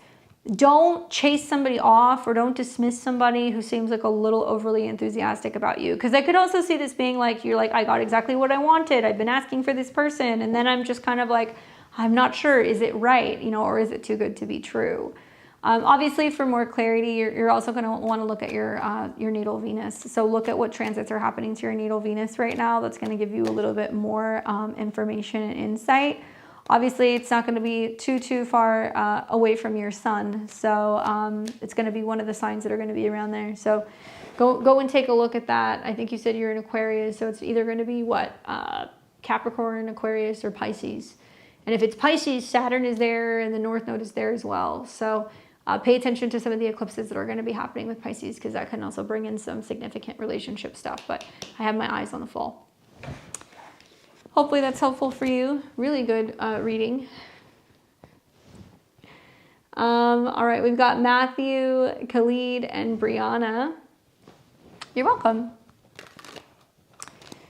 All right, Matthew, what's up, dude? He says, hey, Candace, I've asked in the past about my work crush, and you were so right. I've only gotten closer with him since I got back from my vacation trip to Chicago. While we haven't hung out outside of work yet, he told me how much he missed me while I was on my trip and mentioned a few times that he wants to go on a trip to New York City with me in August during my next vacation. He seems serious, but what do the cards say about this? I'm a Taurus sun, Libra moon, Cancer rising. He's a Virgo sun and Leo moon. All right, let's take a look. Interesting. Also being a Cancer rising, like having the Saturn now in your 10th house is like very much like relationships and work, like what's happening, you know? So what can we tell Matthew about this work crush? What is the deal? He missed him. They've gotten closer. He wants to know what the cards have to say if he's serious. And is there any potential in the future here? Oh, I accidentally pulled 4 cards. So this will be your confirmation card. So you got the Hermit card, the 9 of coins, and the 3 of cups. Okay, so first things first, August and September. So I don't know when your vacation is. You just said summer. Let's see. Yeah. Oh, okay. August. So August, it could be mid-August, could be end of August. This is the timing card for the Hermit. This also means that, and it's so funny because I could have sworn we got similar cards last time. Okay, I was gonna say, like, I remember there being like 9 of coins or something like this. I feel like the Hermit card is about that time that he had alone while you were gone. And I know you weren't gone for more than a couple days, but like him being like, okay, I'm here doing my own thing. Like he realizes the vibe and the dynamic of not having you around. And this is also about time to kind of like reflect and like reassess and think about what it is he's looking for, what he's seeking. And this can also symbolize like him seeing in you, wow, he's adventurous. He likes to go out and he likes to do things. I want to go with him. I would like to go and explore and like be places, and like that's something that he really admires. He finds that very attractive, and like he wants to be more like that. So he sees an opportunity to do that with you. 9 of coins is interesting because that's like the, you know, can't touch this, you know, walking around, kind of floating around the office, like super cute and getting attention and kind of seen as somebody who is kind of like out of reach, or somebody that's like out of touch, or like fawning over you.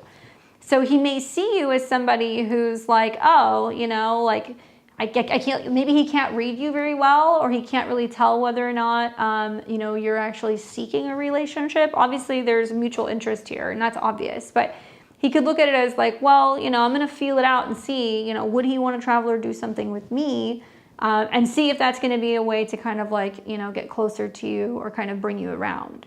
But I see this as like you having the upper hand right now, or being the one who's being pursued.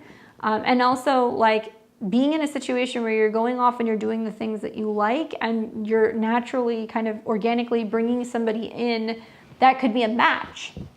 Now, what's interesting is if you do end up going on this trip, which is actually very likely, I think you will do it. I think funding-wise, time-wise, you can swing it. The 3 of Cups makes me feel like there would be another person who would go. So I don't know if it would just be you and him. I don't know if you would invite a girlfriend, or he would have a friend, or there would be somebody else that you would bring, or there would be a group that would go. But it does make me feel like there's going to be another person who's going to kind of get added to the trip. And it does look like he has an interest in wanting to go. It's like, yes, I want to be a part of the fun. It looks like you guys are having a good time, like you're going places and doing things that seem adventurous and stuff that I would never do on my own. So there's going to be, there's likely going to be a trip. I don't think he would bring that up and tell you that unless this wasn't something that he was reflecting on.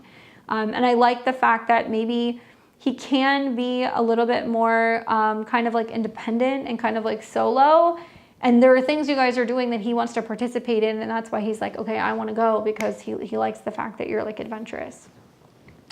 I was thinking of meeting up with my friend. Oh, cool. There you go. See, while we're there, that sounds fun.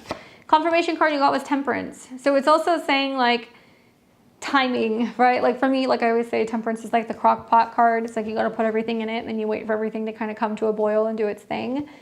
This is saying timing, and like everything is coming together in the perfect way. This can also mean something connected to Sagittarius. So right around the time that you had the full moon in Sagittarius, it could have been when these conversations were going down. It can also mean that this is a process that's going to be building between now and Sagittarius season, where you guys are getting closer and then seeing if it could actually be something that could be a relationship. The Temperance card is also talking about not just timing, but healing, and anything that's connected to kind of like, you know, healing any insecurities that he may have, in particular revolving around like reaching out, making new friends, and like putting himself out there. And that you're also healing any issues you have revolving around feeling like you have to choose between your friends or, you know, your social life or a relationship, that you're actually realizing like you can have both, that it doesn't have to be one or the other. And so everything's kind of like mixing together and coming together in its own time, like, but it is doing this intentionally because it's trying to show you that you can have a life that can be in balance, and that relationships take time to kind of develop before they kind of come together. Also, anybody who you potentially take to like meet him or whatever, I think they're really gonna like him. Because the Temperance card coming up with like the 3 of Cups is saying it's like a good balance and it's like a good vibe. So I hope you guys go. I hope you continue to talk about going, so that way you guys can plan something and maybe try to swing it sometime at the second half of August. Let me know what happens. Thanks, Eve. I will add you to my list. I've got Khaled and then Briana, and I'll take you next. All right, Khaled says, what theme or energy will define the next 3 months for me? Good question. Well, let's take a look. So what can we tell Khaled about the next 3 months? And if you guys want to get your reading in, if you want to get in the queue, we're going to call final call. Last call if you guys want to get your readings in. All right, so what is the theme for the next 3 months? So I'm going to pull 3 cards. Obviously together you can interpret, you know, how they all kind of work together. But I'm going to do June, July, and August, okay? So June, July, and August. June, July, August. Okay, well, you got your work cut out for you. You got 2 majors. So something that I would say that seems pretty prominent is the fact that you've got a lot of Pluto energy, and then there's like a lot of mercurial, almost like Gemini energy. Okay, so I'm just going to kind of put this out here. You can look at your chart, see what's going on. Tons of aspects happening to Pluto over the next week or so. All right, Pluto's in Aquarius, so look at where Aquarius is in your chart. This can also represent major upheavals, changes, transformations, uprooting things, letting things go, working through old stuff. And the Death card for me is like a definitive card. There's no negotiating with the Death card. June might feel like this is a month where you're like, okay, there are certain things that I'm becoming aware of that are either getting in the way or they're not working, or things that have kind of I've outgrown, or stuff that I can no longer continue to kind of deal with. Like now I have to actually make a change. The Death card can also mean that with that ending comes some new opportunity and new beginning. And this is a card that can be about intimacy, vulnerability, you know, anything revolving around like letting people or certain financial or security situations go. And then I look at the, you know, August card, or like the end of the spread, which is kind of saying opportunity for divine love, harmony, togetherness, better intimacy, more romance, feeling also that there are more opportunities that are being presented to you. So it almost looks as if like the next 3 months, there's going to be a lot of renewal that's either going to be coming up with intimate relationships and committed relationships and partnerships, or about finances and things revolving around money. So this can be a lot of like, you know, dealing with debt or tackling, you know, money owed or stuff you have to pay off, you know, head on. So that way there is more kind of clarity and like more opportunity in the future to go and do some of the things that you want to do. So it looks like these things might be coming up. But in a nutshell, in this month of June, you're going to see currently we're watching over the next week, Jupiter is going to in conjunct Pluto. And then we're also going to see that Mars is going to in conjunct Pluto. So it's actually going to, in this next week, make Pluto in Aquarius the focal point of a yod. Okay, I know this is a tarot reading, but Pluto is so incredibly important for the next week. You guys have to look at where Pluto is in Aquarius in your chart, because there is something set up that's very prominent. There's also another yod that's going to be made between Pluto in Aquarius, Saturn, Neptune, and Aries to Mars in Virgo. And guess what? Mars and Pluto, they both connect to the Death card. So there's something that's kind of changing. Maybe look at Aquarius, maybe also look at Virgo in your chart. There's something that's setting up where there's going to be a change. 10 of Wands. Okay, so this is June, July. So it's kind of interesting because this is another cycle closing, wrapping something up, you know, finishing something kind of card. And the 10 of Wands can be about like feeling like there's been an uphill battle, not giving up, feeling like you're going to complete something. It can be also challenging you when it comes to like physical things. So like moves, you know, physical endurance, things revolving around your health, things also connected to like overcoming professional kind of challenges, like, and really stepping up to the plate and being like, no, I'm going to get this done. So you're going to look at July as a month of completing things, finishing things. You might want to be really paying attention to the 10th day in particular, or you might want to be paying attention to when there's like a full moon, because this can also be about conclusions or completions. It does look like it's a time where, you know, you're very committed to whatever you started off in June saying, hey, this has to change. Now you're putting in kind of like the effort and the heavy work and like the heavy lifting to actually see some of that stuff through. Then you have the Lovers card, which means that things kind of start to open up in August, which I think astrologically is kind of true anyway. We are going to see that throughout that period, there's going to be a Mercury retrograde that's going to oppose Pluto. Mercury is going to be going retrograde in Leo, which is about your happiness, your joy, your creativity, your personal expression, maybe dating or hobbies. And with some of those oppositions to Pluto, which comes up with the Death card, you're reevaluating and reassessing what changes you've been making, likely since June. I could also say this is like a time where there's a turning point in your love life. You know, like the Lover's card does kind of represent a time where somebody new can come into your life. There could be like a fork in the road or a path where it's like, do I want this or do I want that? And it could be, you know, two different relationship opportunities. It could be, you know, starting over with somebody or choosing somebody new. It could also represent some kind of temptation of, am I going to get tempted to, you know, just drop out or fall out of something when something gets difficult? You know, to me, it looks like you're very committed on seeing change this summer and like wanting there to be some major transformation in your life. So I feel like some of these changes and the commitment that you're making to some of the changes is going to be rewarded. I could definitely see the Lover's card as being rewarded for being willing to kind of like, you know, make a change and, you know, go about things in a way where you're not willing to kind of repeat some of the same patterns. And the opportunities that will then come from that, where you're going to see, okay, now you're moving forward, you're not having to kind of go through some of the same stuff, especially when it comes to intimacy and relationships or finances. Those are the two things that get kind of really highlighted here. So watch for an opportunity for chance romance. You know, the signs that come up here are very tied to Gemini and also Scorpio. So these can also be really prominent kind of signs and things that are connected to some of the stuff that's happening.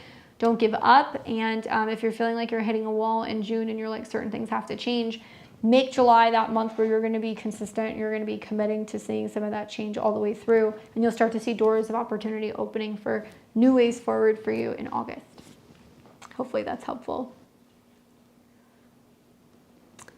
All right, so I've got, let's see, Briana, Zach, and Pauline, and I've got Eve too. So I'm gonna take Briana, and then I'll do Eve, and then Zach.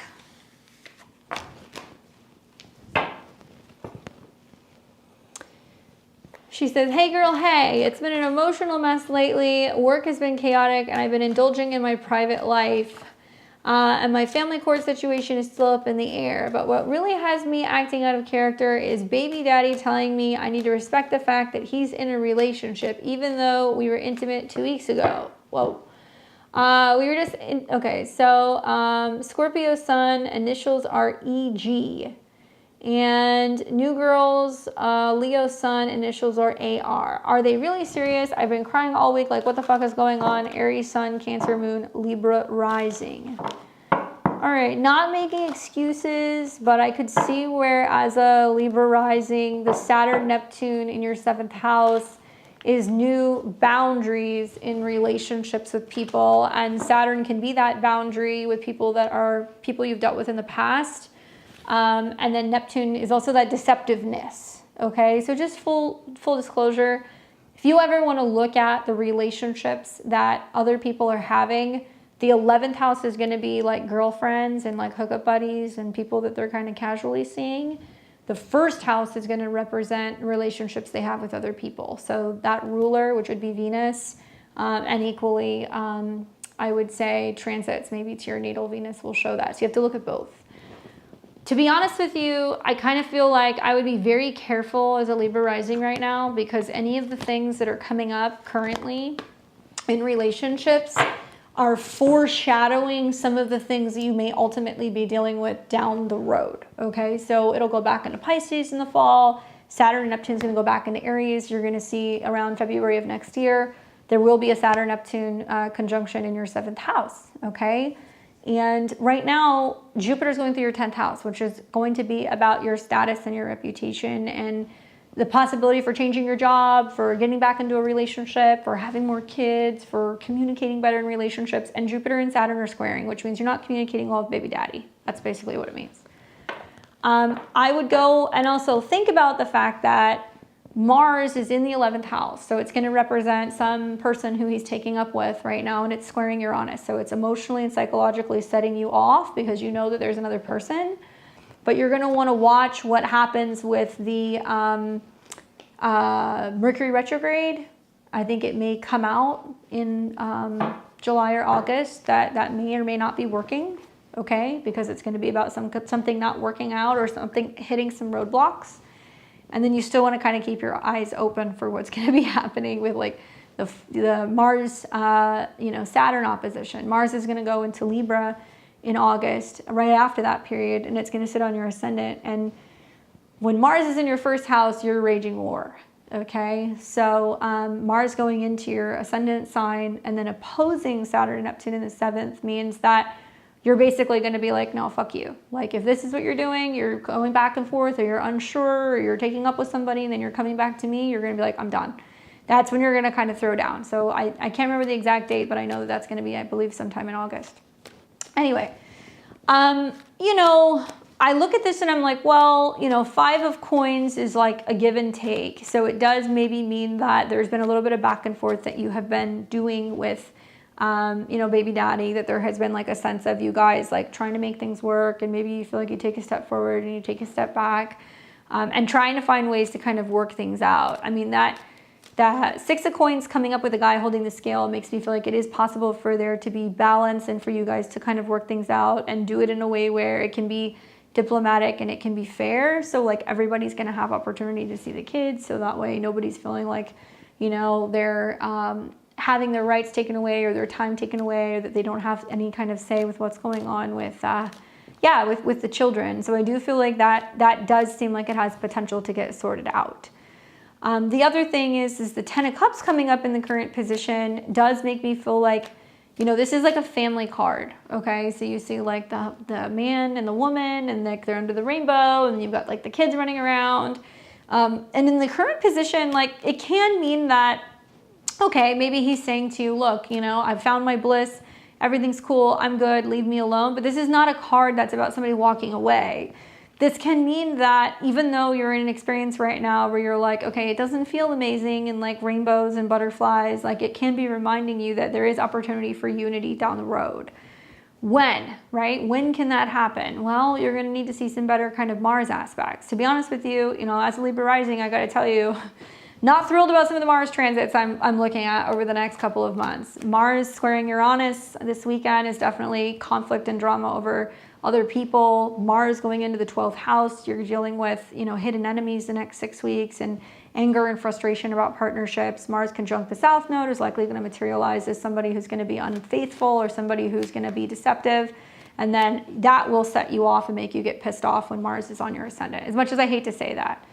So something you need to think about is that there is this focus on, well, what could be? Okay, sure, he's with somebody else right now, you're not liking it, but the cards are saying there is potential and possibility for things actually getting kind of like sorted out down the road, but this may not be until closer to the fall. I see the 6 of coins as being within 6 months. I see the 10 of cups being kind of saying, hey, probably closer to October, November.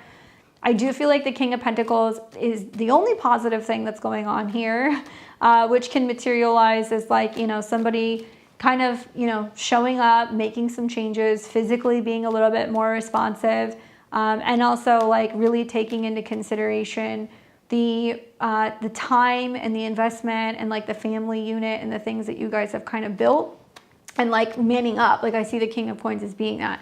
On the other hand, I have to be honest with you, 6 of Coins is saying to you, give and take.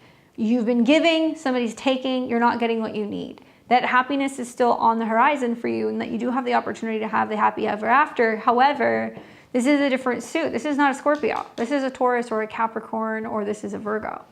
And I think a lot of Libra risings right now are either single, longing for a relationship, which is easier place to be, and hoping to find somebody and committing to somebody who's serious about commitment, and or you're somebody who's been either in a relationship or back and forth, and you're starting to see where there's like some breakdown going on in a relationship where somebody is like either not all there, or they're not kind, or they're being dishonest. And so sometimes with the Saturn transit, it will take away, right? And that could be the 6 of Coins, that something's not in balance, they're being taken away. If he needs to be seeing what's going on with another person right now, it sucks, but you're still going to get your happy ending. And sometimes throughout that transit, while somebody is away, somebody new steps up and somebody new presents themselves to you. So with Pluto being in your 5th house and the sextile of Saturn and Neptune, it means that it could bring another person in. But you're going to want to look at what's going on with your natal Mars to see what's kind of happening with your relationships. I think that I'd keep my eyes open over the next 6 months for an opportunity for him to kind of come to his senses and realize that maybe that was just like a one-off thing, and that wasn't necessarily what he wanted, and that he does see the value of, you know, being a part of the family. But also I get the vibe that there could be another person who comes in altogether, or that could be like an earth sign. So Taurus, Capricorn, Virgo type of energy that could still give you that happily ever after that you want, and also make you realize that what you have been asking for isn't really all that much, and somebody that can come in that can kind of more than meet you halfway, balance things out for you relationship wise. Hopefully that's helpful. Definitely a difficult situation for you, Briana. So I'm sorry to hear about that. All right, so we've got Eve. What's up, Eve? She says, thinking about starting an Etsy print-on-demand shop. Did the card say success or waste of time? It would be posters, shirts, etc., specific to natal chart placements to help people remember their strength and their purpose or path. Well, that's a cool idea. Let's take a look. So should Eve start this Etsy print shop business that's connecting to astrological placements? This one. Funny. Eve, where is Saturn in your chart right now? Oh, there we go. Scorpio Sun, Gemini rising. So Saturn's going through your 11th house. Okay, Taurus moon. Mars and Cancer, 2nd house. Something I would say is with Jupiter going through, your 2nd house this year, and Cancer can be about clothing. Okay, so it could be like pillows, it could be clothes, it could be throws, it could be blankets, it could be anything connected to home goods, that kind of stuff. Not a bad move. I know that with Saturn and Neptune going into your 11th, it's more like, oh, I'm starting a new business, and like I'm starting fresh, and I have to figure out a following and gotta put stuff out there so people can see it. So the challenge is going to be getting seen in what is a flood of like a lot of other creators or businesses that's on Etsy. Saturn, Neptune in the 11th. I think with the Devil card coming up, the only thing that I would say that's concerning me about that is restriction and limitation in realistically how much you can give to a particular side hustle or business. And the reason why I asked about Saturn is I was like, well, where does she feel stuck? Saturn's been going through Pisces in your 10th house. You're feeling kind of confused and lost about what you're supposed to be doing kind of work-wise. So you want to start something new. I would also be concerned about with Saturn square Jupiter right now, like there is this feeling, especially as like a Gemini rising, that there is a lot of things that are going to be changing for you, with your home base. There's going to be a lot of things that are going to be changing for you as Uranus goes into your sign. You're going to be feeling a little bit more spontaneous and you're going to want freedom. And the Devil card is talking about feeling bogged down or feeling limited. And it's also about feeling stuck or being in a difficult situation or not knowing how to kind of get out of a bind or feeling like it's hard for you to kind of break through. So you're going to want to really focus on, if you're going to do this, do you have the time and the capability to really dedicate energy and like really treat this as a business? Or are you going to be strapped for time and dealing with like another, full-time job? And then B, I would also say a lot of this is going to be about you making sure that you are really keeping an open mind about what this could potentially be, because this is about limitation. So if you're going into it being like, I can only make these products, I would say expand, go beyond that. What else can you create that could potentially be, personalized for people, and also like things that are going to make it easier. So you're not having to be the one that's going to be like, screening everything and doing everything yourself, right? I would go, well, could you do drop shipment? Is it going to be stuff that's order and print on demand, things that you're not having to personally print, things that you're not having to personally kind of send off? That would be something that I would look into, because I feel like with the Devil card coming up, it's going to limit your ability or your opportunity to feel like you can be totally devoted and dedicated to this, and you're going to feel that there is some kind of limitation. And the more that you go and you learn about Etsy, like go and learn about it, there's going to be tons of people who are going to be creating potentially similar things. And so in order to get visibility and be like within the first couple of pages or having your product coming up, people are searching for it. Some people are paying sponsor ads. Some people are having to go and get reviews. Some people are having to get X amount of sales. It may be smart to go and learn about that before jumping into that particular type of business, so you know what you need to be doing in order to get that visibility. Because the Devil card does talk about some of the hurdles and the challenges with that. However, look, Saturn's going to be in your 10th house off and on all year. North Node's in your 10th house until next year. Eclipses are going to be there in the fall.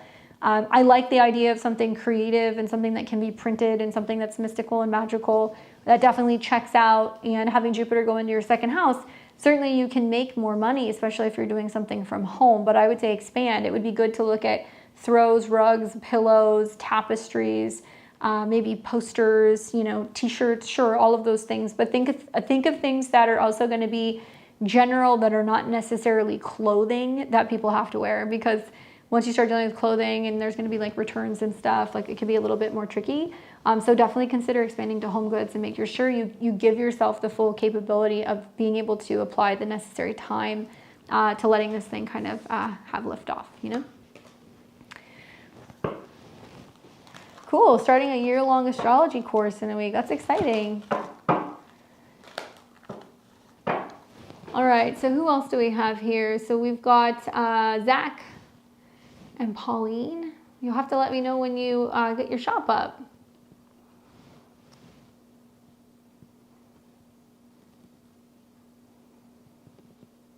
So I have Zach, Pauline, and Coltrane. Okay, so I've got all three of you guys. This reading is for Zach. Zach says, hey Candace, here for a 3-card reading. Going back to my hometown, Virginia Beach, this up-and-coming Monday. Looking for some insight on how it's going to go. Moved out of the U.S. over 4 years ago. Cancer rising. Leo sun, Gemini moon. 11th house Placidus. I'll be hanging out in the chat. What's up, Zach? Going back to your hometown as Jupiter goes into your rising sign. How interesting. So Venus and Libra is connected to your 4th. So I'm trying to figure out why you're going back home. Maybe because Venus is going through Taurus. I mean, that could be part of it. Connecting and collaborating with groups of people and friends and family for a little bit. So are you going back home just to visit? Or are you going back home like to move? Let's see how it's going to go. 1, 2, 3.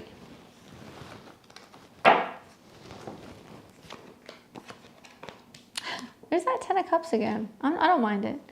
Yes, to visit, to see family. Yeah, I mean, like, look, Venus rules your 4th house. So if it's going through the 11th, it's making aspects to Jupiter. It's going to be making aspects to your ascendant. It's going to conjunct Uranus. It sounds like it's a really fun time to be like, cool, barbecues, hangout, parties, family get-togethers, gatherings, indulging, having a good time. Like, it's a good transit. Especially in spite of some of the other transits going on. Like Jupiter in your sign is travel related, but it's also scoring Saturn and Neptune. So it's a lot of like, I got to find the time to be able to travel or break away from work or something I'm building or working on. And like, it's a good a period of having a little bit of a break. I think that with the Lovers card coming up, first of all, there's a lot of love going on here. This is like a love fest. Lovers, Ace of Cups, 10 of Cups.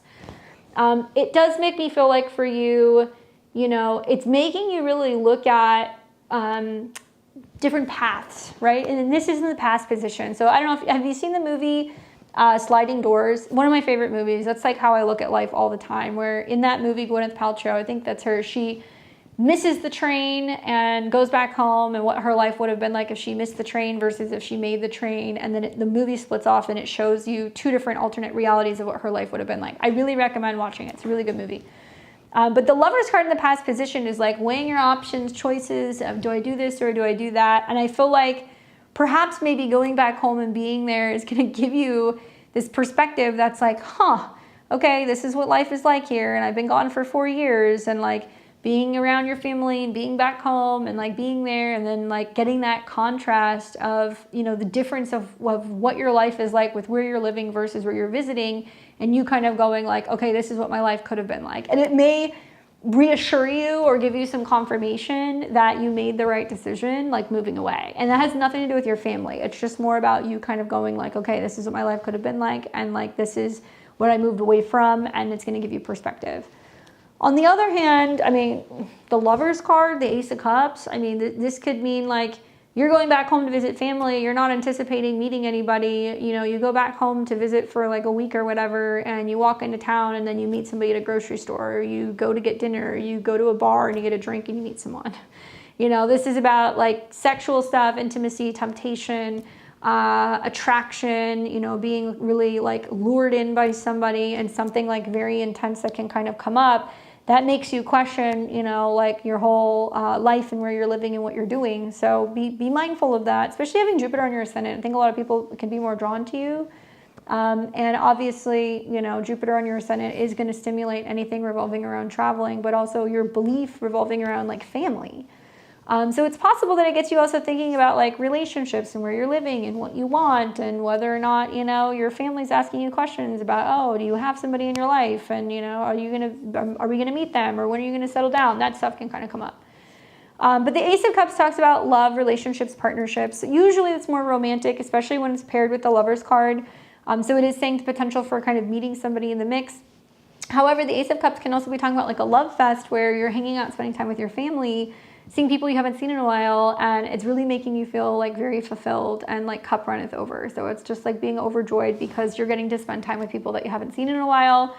Maybe if in the past it's been a little dicey with certain relatives or certain family dynamics, I really feel like I wouldn't worry about it because the Ace of Cups is like people being so excited for you to just be there and to be around that I feel like they're going to be like above and beyond, like super kind and like very generous, and like everything's going to be good. I don't see any drama. And then also the Ten of Cups represents like people being fulfilled and feeling like very pleased and feeling like, oh, the family is all together. So people from other areas or from other parts of town, or like people can be coming in just to see you. And this can be like a family reunion, a gathering, you know, people coming in from out of town to come and have dinner, everybody getting together and spending some time together. And so I do feel like for you in particular, like this is like a warm, like welcoming. And I feel like there is like a lot of joy with feeling like you could spend time with the people that feel like are closest and like nearest and dearest to you, and that things will go well. This is an ace, so this is beginning. This is a 10, so it represents completion. I do feel like maybe this is about certain people coming in that you haven't seen in a while, obviously, and like you realize and you recognize just seeing them and being around them, how much has been changing for them, and like how much you've missed them, and you know, how much time has kind of gone by, and like how much things have changed. And so I feel like it's going to have an extra layer of like appreciation for some of these people in your life, and vice versa. I think they're going to have some of the same things for you as well. For more context, I moved out of the US with parents and sis, just visiting family and friends. Okay, cool. So whoever you're coming back to see, like they're going to be happy to see you. And I would just say, for whatever reason, like keep your eyes out, because I feel like the Lover's card and the Ace of Cups, these are not like, oh, you're going to see grandma and like they're going to be so excited to see you, you know? Like it's not really like that. Like this is more relationship oriented. This is opportunity to connect with somebody that you aren't anticipating connecting with or meeting. Obviously, Saturn is going to be more connected to your relationships, and it's squaring Jupiter. So there is this sense of being like, well, I'm traveling right now. I'm not trying to meet anybody, you know, or I'm traveling and then I'm going back home and I got to throw myself into work. I'm not looking for a relationship, or like I'm already in one and like that's more than I can handle. But opportunities for there to be potential to connect with people where there could be a really strong, I think, draw and attraction and connection. And that comes up with the Lovers and the Ace of Cups. But celebration, warm welcoming, being around people who enjoy seeing you, things going very well. I don't really see any issues. So I think it's going to go pretty smoothly. I will tell you, on the other hand, though, that some of the transits, I don't know exactly when you're traveling, but some of the transits mid this month, so it's really going to start kicking up on Monday, really until the end of June, we are going to see some crazy traveling transits. Okay, when Jupiter and Saturn square, we see issues with traveling and delays, and then also we see issues when we see in conjuncts or quincunxes. So I'm not the only astrologer that's saying this. There's a number of us that are saying there is going to be some like traveling related issues, and it might be that, you know, some certain countries there's going to be like, you know, travel like travel alerts or travel warnings for. But it may be like the United States is issuing warnings that's like, hey, you know, there's travel warnings for traveling to certain countries, or like vice versa. So I'm not seeing anything that's impacting you, right? But just, you know, take that into consideration that we are going to see some stuff that's going to happen right around mid-June that's going to create some travel delays. So check your accommodations, get there early, all that stuff. Good luck. All right, we got Pauline.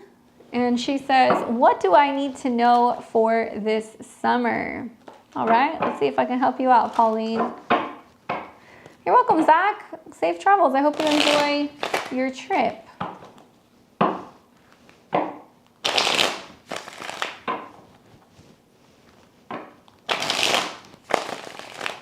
Hey, Polly.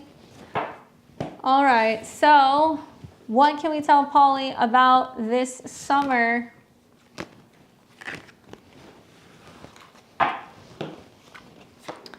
Star card, Judgment, Page of Cups. I like this. You got some majors going on too. I'm kind of wondering, you know, the Page of Cups coming up with the Star card, it does kind of put an emphasis on relationship healing, opportunities to kind of feel connected, to feel like you can move through maybe where there has been lack of time or ability to spend time with certain people, or to really connect with them in the way that maybe you used to in the past, and that there's going to be some major turning points in friendships and relationships this summer that I think are really significant. So Page of Cups can be water signs, all right? So like Cancer, Scorpios, Pisces related people.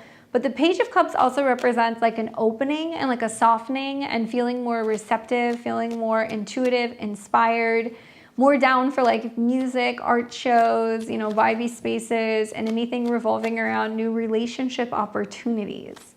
Now, when this comes up, it's also about like sometimes being close to water, or things revolving around traveling to water, or like beaches or lakes. And also really kind of trying to be more in the moment and enjoying a situation where you're like, I just want to be, I don't want to have any plans. I'm just really going to be focused on, you know, what's going to be good for me emotionally. I'm like nurturing certain relationships. So this could be friendships because the Star card comes up, but it could also mean there's new relationship opportunities that are kind of coming up for you, but like I see them being good. The Judgment card talks about definitive decisions and like making major decisions that are definitive about like who is and is not in your corner. So whether that's like you going like, okay, I'm going to make time for everybody that I want to see. I'm going to take note of the people who are actually trying to actively, you know, like interact with me or make plans with me or see me, and like who is and is not like receptive. And the Judgment card could also mean that, you know, you're going to see some people's true colors, or you're going to be making some decisions about who you're going to potentially be kind of like cutting from your social connections. And a lot of that is because you're really wanting to focus on creating or curating a very strong kind of social circle. You know, it can mean also that there are big changes happening with your friends. Like the Star card can talk about like healing things and working through things, but the Judgment card could also mean like certain people are leaving, certain people are relocating, there are certain people who are not getting on well with other people, and that there is going to be a lot of changes kind of going on with friends. But the Star card at the end of the spread does represent maybe paying attention to the full moon that's going to happen in Aquarius. So that's going to happen, I believe, in like July, August. It could also mean that this is a time where, you know, even through some of the sorting and the sifting and the changes with your social life, like you're kind of looking at it like the people who, you know, ended up staying around, or who I ended up spending time with, or the people who ended up kind of showing me, you know, like that they really are a good friend, like are the people who are meant to stay around that I was supposed to keep or get closer to. And the Star card can be talking about feeling like you're a part of a community or a collective, and that there is opportunity for healing with some of these relationships. So, you know, maybe navigating some of your relationships and your social stuff intuitively, making some decisions about who you really want to focus on prioritizing, having a social relationship with, and also opening the door to kind of healing any past issues, and really keeping people around you who are going to be good vibes. I mean, I think that the Star card and the Judgment card is saying like a lot of the changes that might happen might be like a wake-up call. Like there could be this realization that's like so-and-so is not a good friend, or, you know, when you're having a time where you really needed somebody stepped up and it made you realize that maybe that's a relationship that you've been taking for granted. So pay attention to some of those changes. Really be open also to new relationship opportunities with the Page of Cups, especially if it's like a Cancer, Scorpio, or a Pisces that kind of comes through. Hope that's helpful for you. And we've got Coltrane. Coltrane says, I lost my job at the beginning of the month. Jupiter going into my 10th house of Cancer. What new career opportunities are coming for me? Thinking of actually using my skills in tech, social media, and music to work for myself. Prue on YouTube. Polly says, my social circle is shifting right now. I just left a group. Thanks so much. Don't worry, Polly. You're going to find your people. What's up, Prue? Hey, hey. What's up, Rosie? All right, so here's the deal, right? You're going to have to go back in time. You're going to have to think, depending on how old you are, but having had Jupiter go through your 10th house 12 years ago, so this was like 2013-ish, think about what happened then, okay? Good news is Jupiter does well in the 10th house and Jupiter's exalted in Cancer. The challenge is it's squaring Saturn and Neptune. So it's bringing up challenges revolving around certain partnerships and relationships, i.e., leaving a job. So my thought is use the new moon in Cancer, watch for when Venus comes in conjunction with Jupiter. That's going to be a very powerful time for launching something new or like doing interviews or going to jobs, or if you want to work for yourself, you can do that.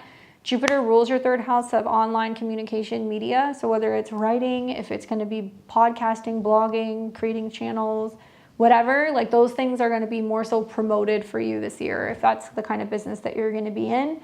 Maybe the square to Saturn and Neptune is like you're trying to figure out exactly who your audience is. I'd also go and look at what transits are happening with your moon, by the way. The Hangman.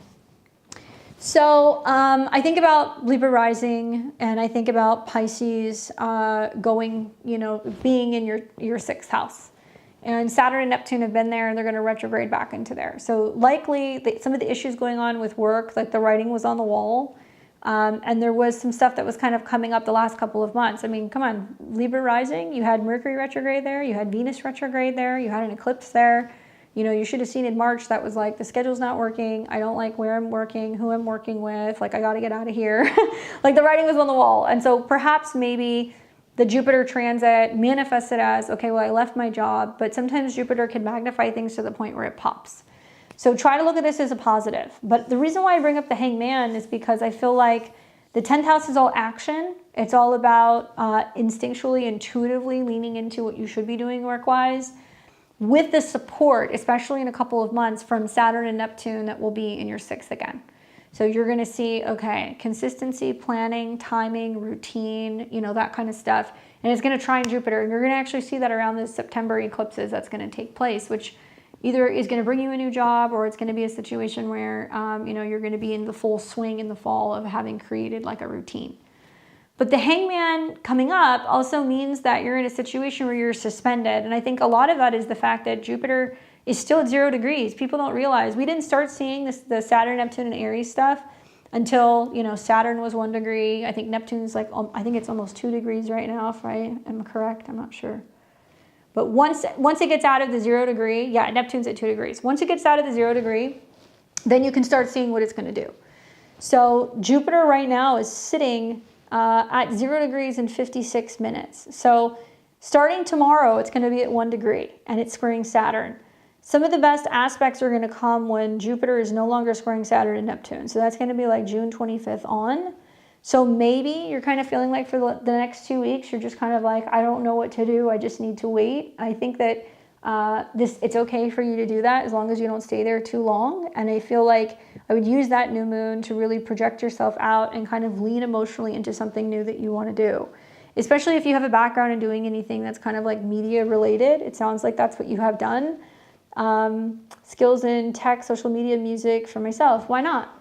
It's going to be a lot of, well, how am I finding clients? I got to create a website. I got to create media. I got to be promoting myself. And that's what the whole 3rd house is going to be about. It's going to be about finding new ways for people to be able to kind of reach out and connect to you. If you can get this rolling, and if you can give yourself, the 2 weeks to just kind of let things settle and then see what kind of comes next, you'll probably find when Venus is coming into conjunction with Jupiter, it could be a turning point where you're going to start to see something's on the upward swing when it comes to your career. And it looks like that's going to be around the full moon that's going to be in Aquarius. That'll be around August 9th. Interesting that you're going to have full moon in the 5th house of creativity, self-expression, things revolving around your own personal kind of creativity. And it's going to put Jupiter and Venus in your 10th. And Mercury retrograde in your 11th. So that's going to be about showing something to a crowd of people or being able to present something. So you want to have something ready and raring to go basically at the beginning of August. So take the next 2 weeks to reassess, kind of strategize and think about it. Use the Saturn-Neptune transit in your 7th to think about how you can be bringing in like new clients and probably helping other people who are maybe feeling like a little lost when it comes to creativity and like being able to produce things or get things done. Like you can actually help them. You could give them some clarity in terms of some of that stuff. Okay.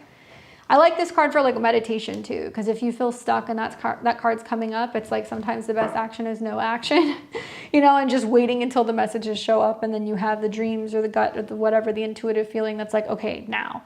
And that also is very much like that North Node in Pisces in the 6th. That's like knowing when to work and knowing when to create time for, I think, renewing your energy and also like feeling inspired. You're welcome. I hope that that's helpful. You'll have to let me know what happens. Same thing with everybody. You know, we leave these videos up so you guys can always come back. You can leave me comments in the future. If you haven't already liked this video, please give me a thumbs up and make sure that you are subscribed to the channel. We're here every Friday doing live readings. I'm here at 6 o'clock p.m. Central. That's 4 p.m. Pacific, 7 p.m. Eastern. Next week's going to be astrology, so join me for that. And on Sunday, I'm going to have my astro weather on Mars entering Virgo for you guys, so you don't want to miss that. Thank you guys so much for hanging out with me over this Friday evening. If you want to follow more of me and my work, you can find my website with all of my courses. I teach tarot as well as astrology, all kinds of tarot goodie bags, and you can book a personal reading with me at beyondtheveiledtarot.com. You can also follow me on X at BTVAstro if you want to see some of my astro musings. Love to connect with you guys there. Until next time, I hope you enjoy the rest of your guys' weekend, and I will see all of you very soon. Take care.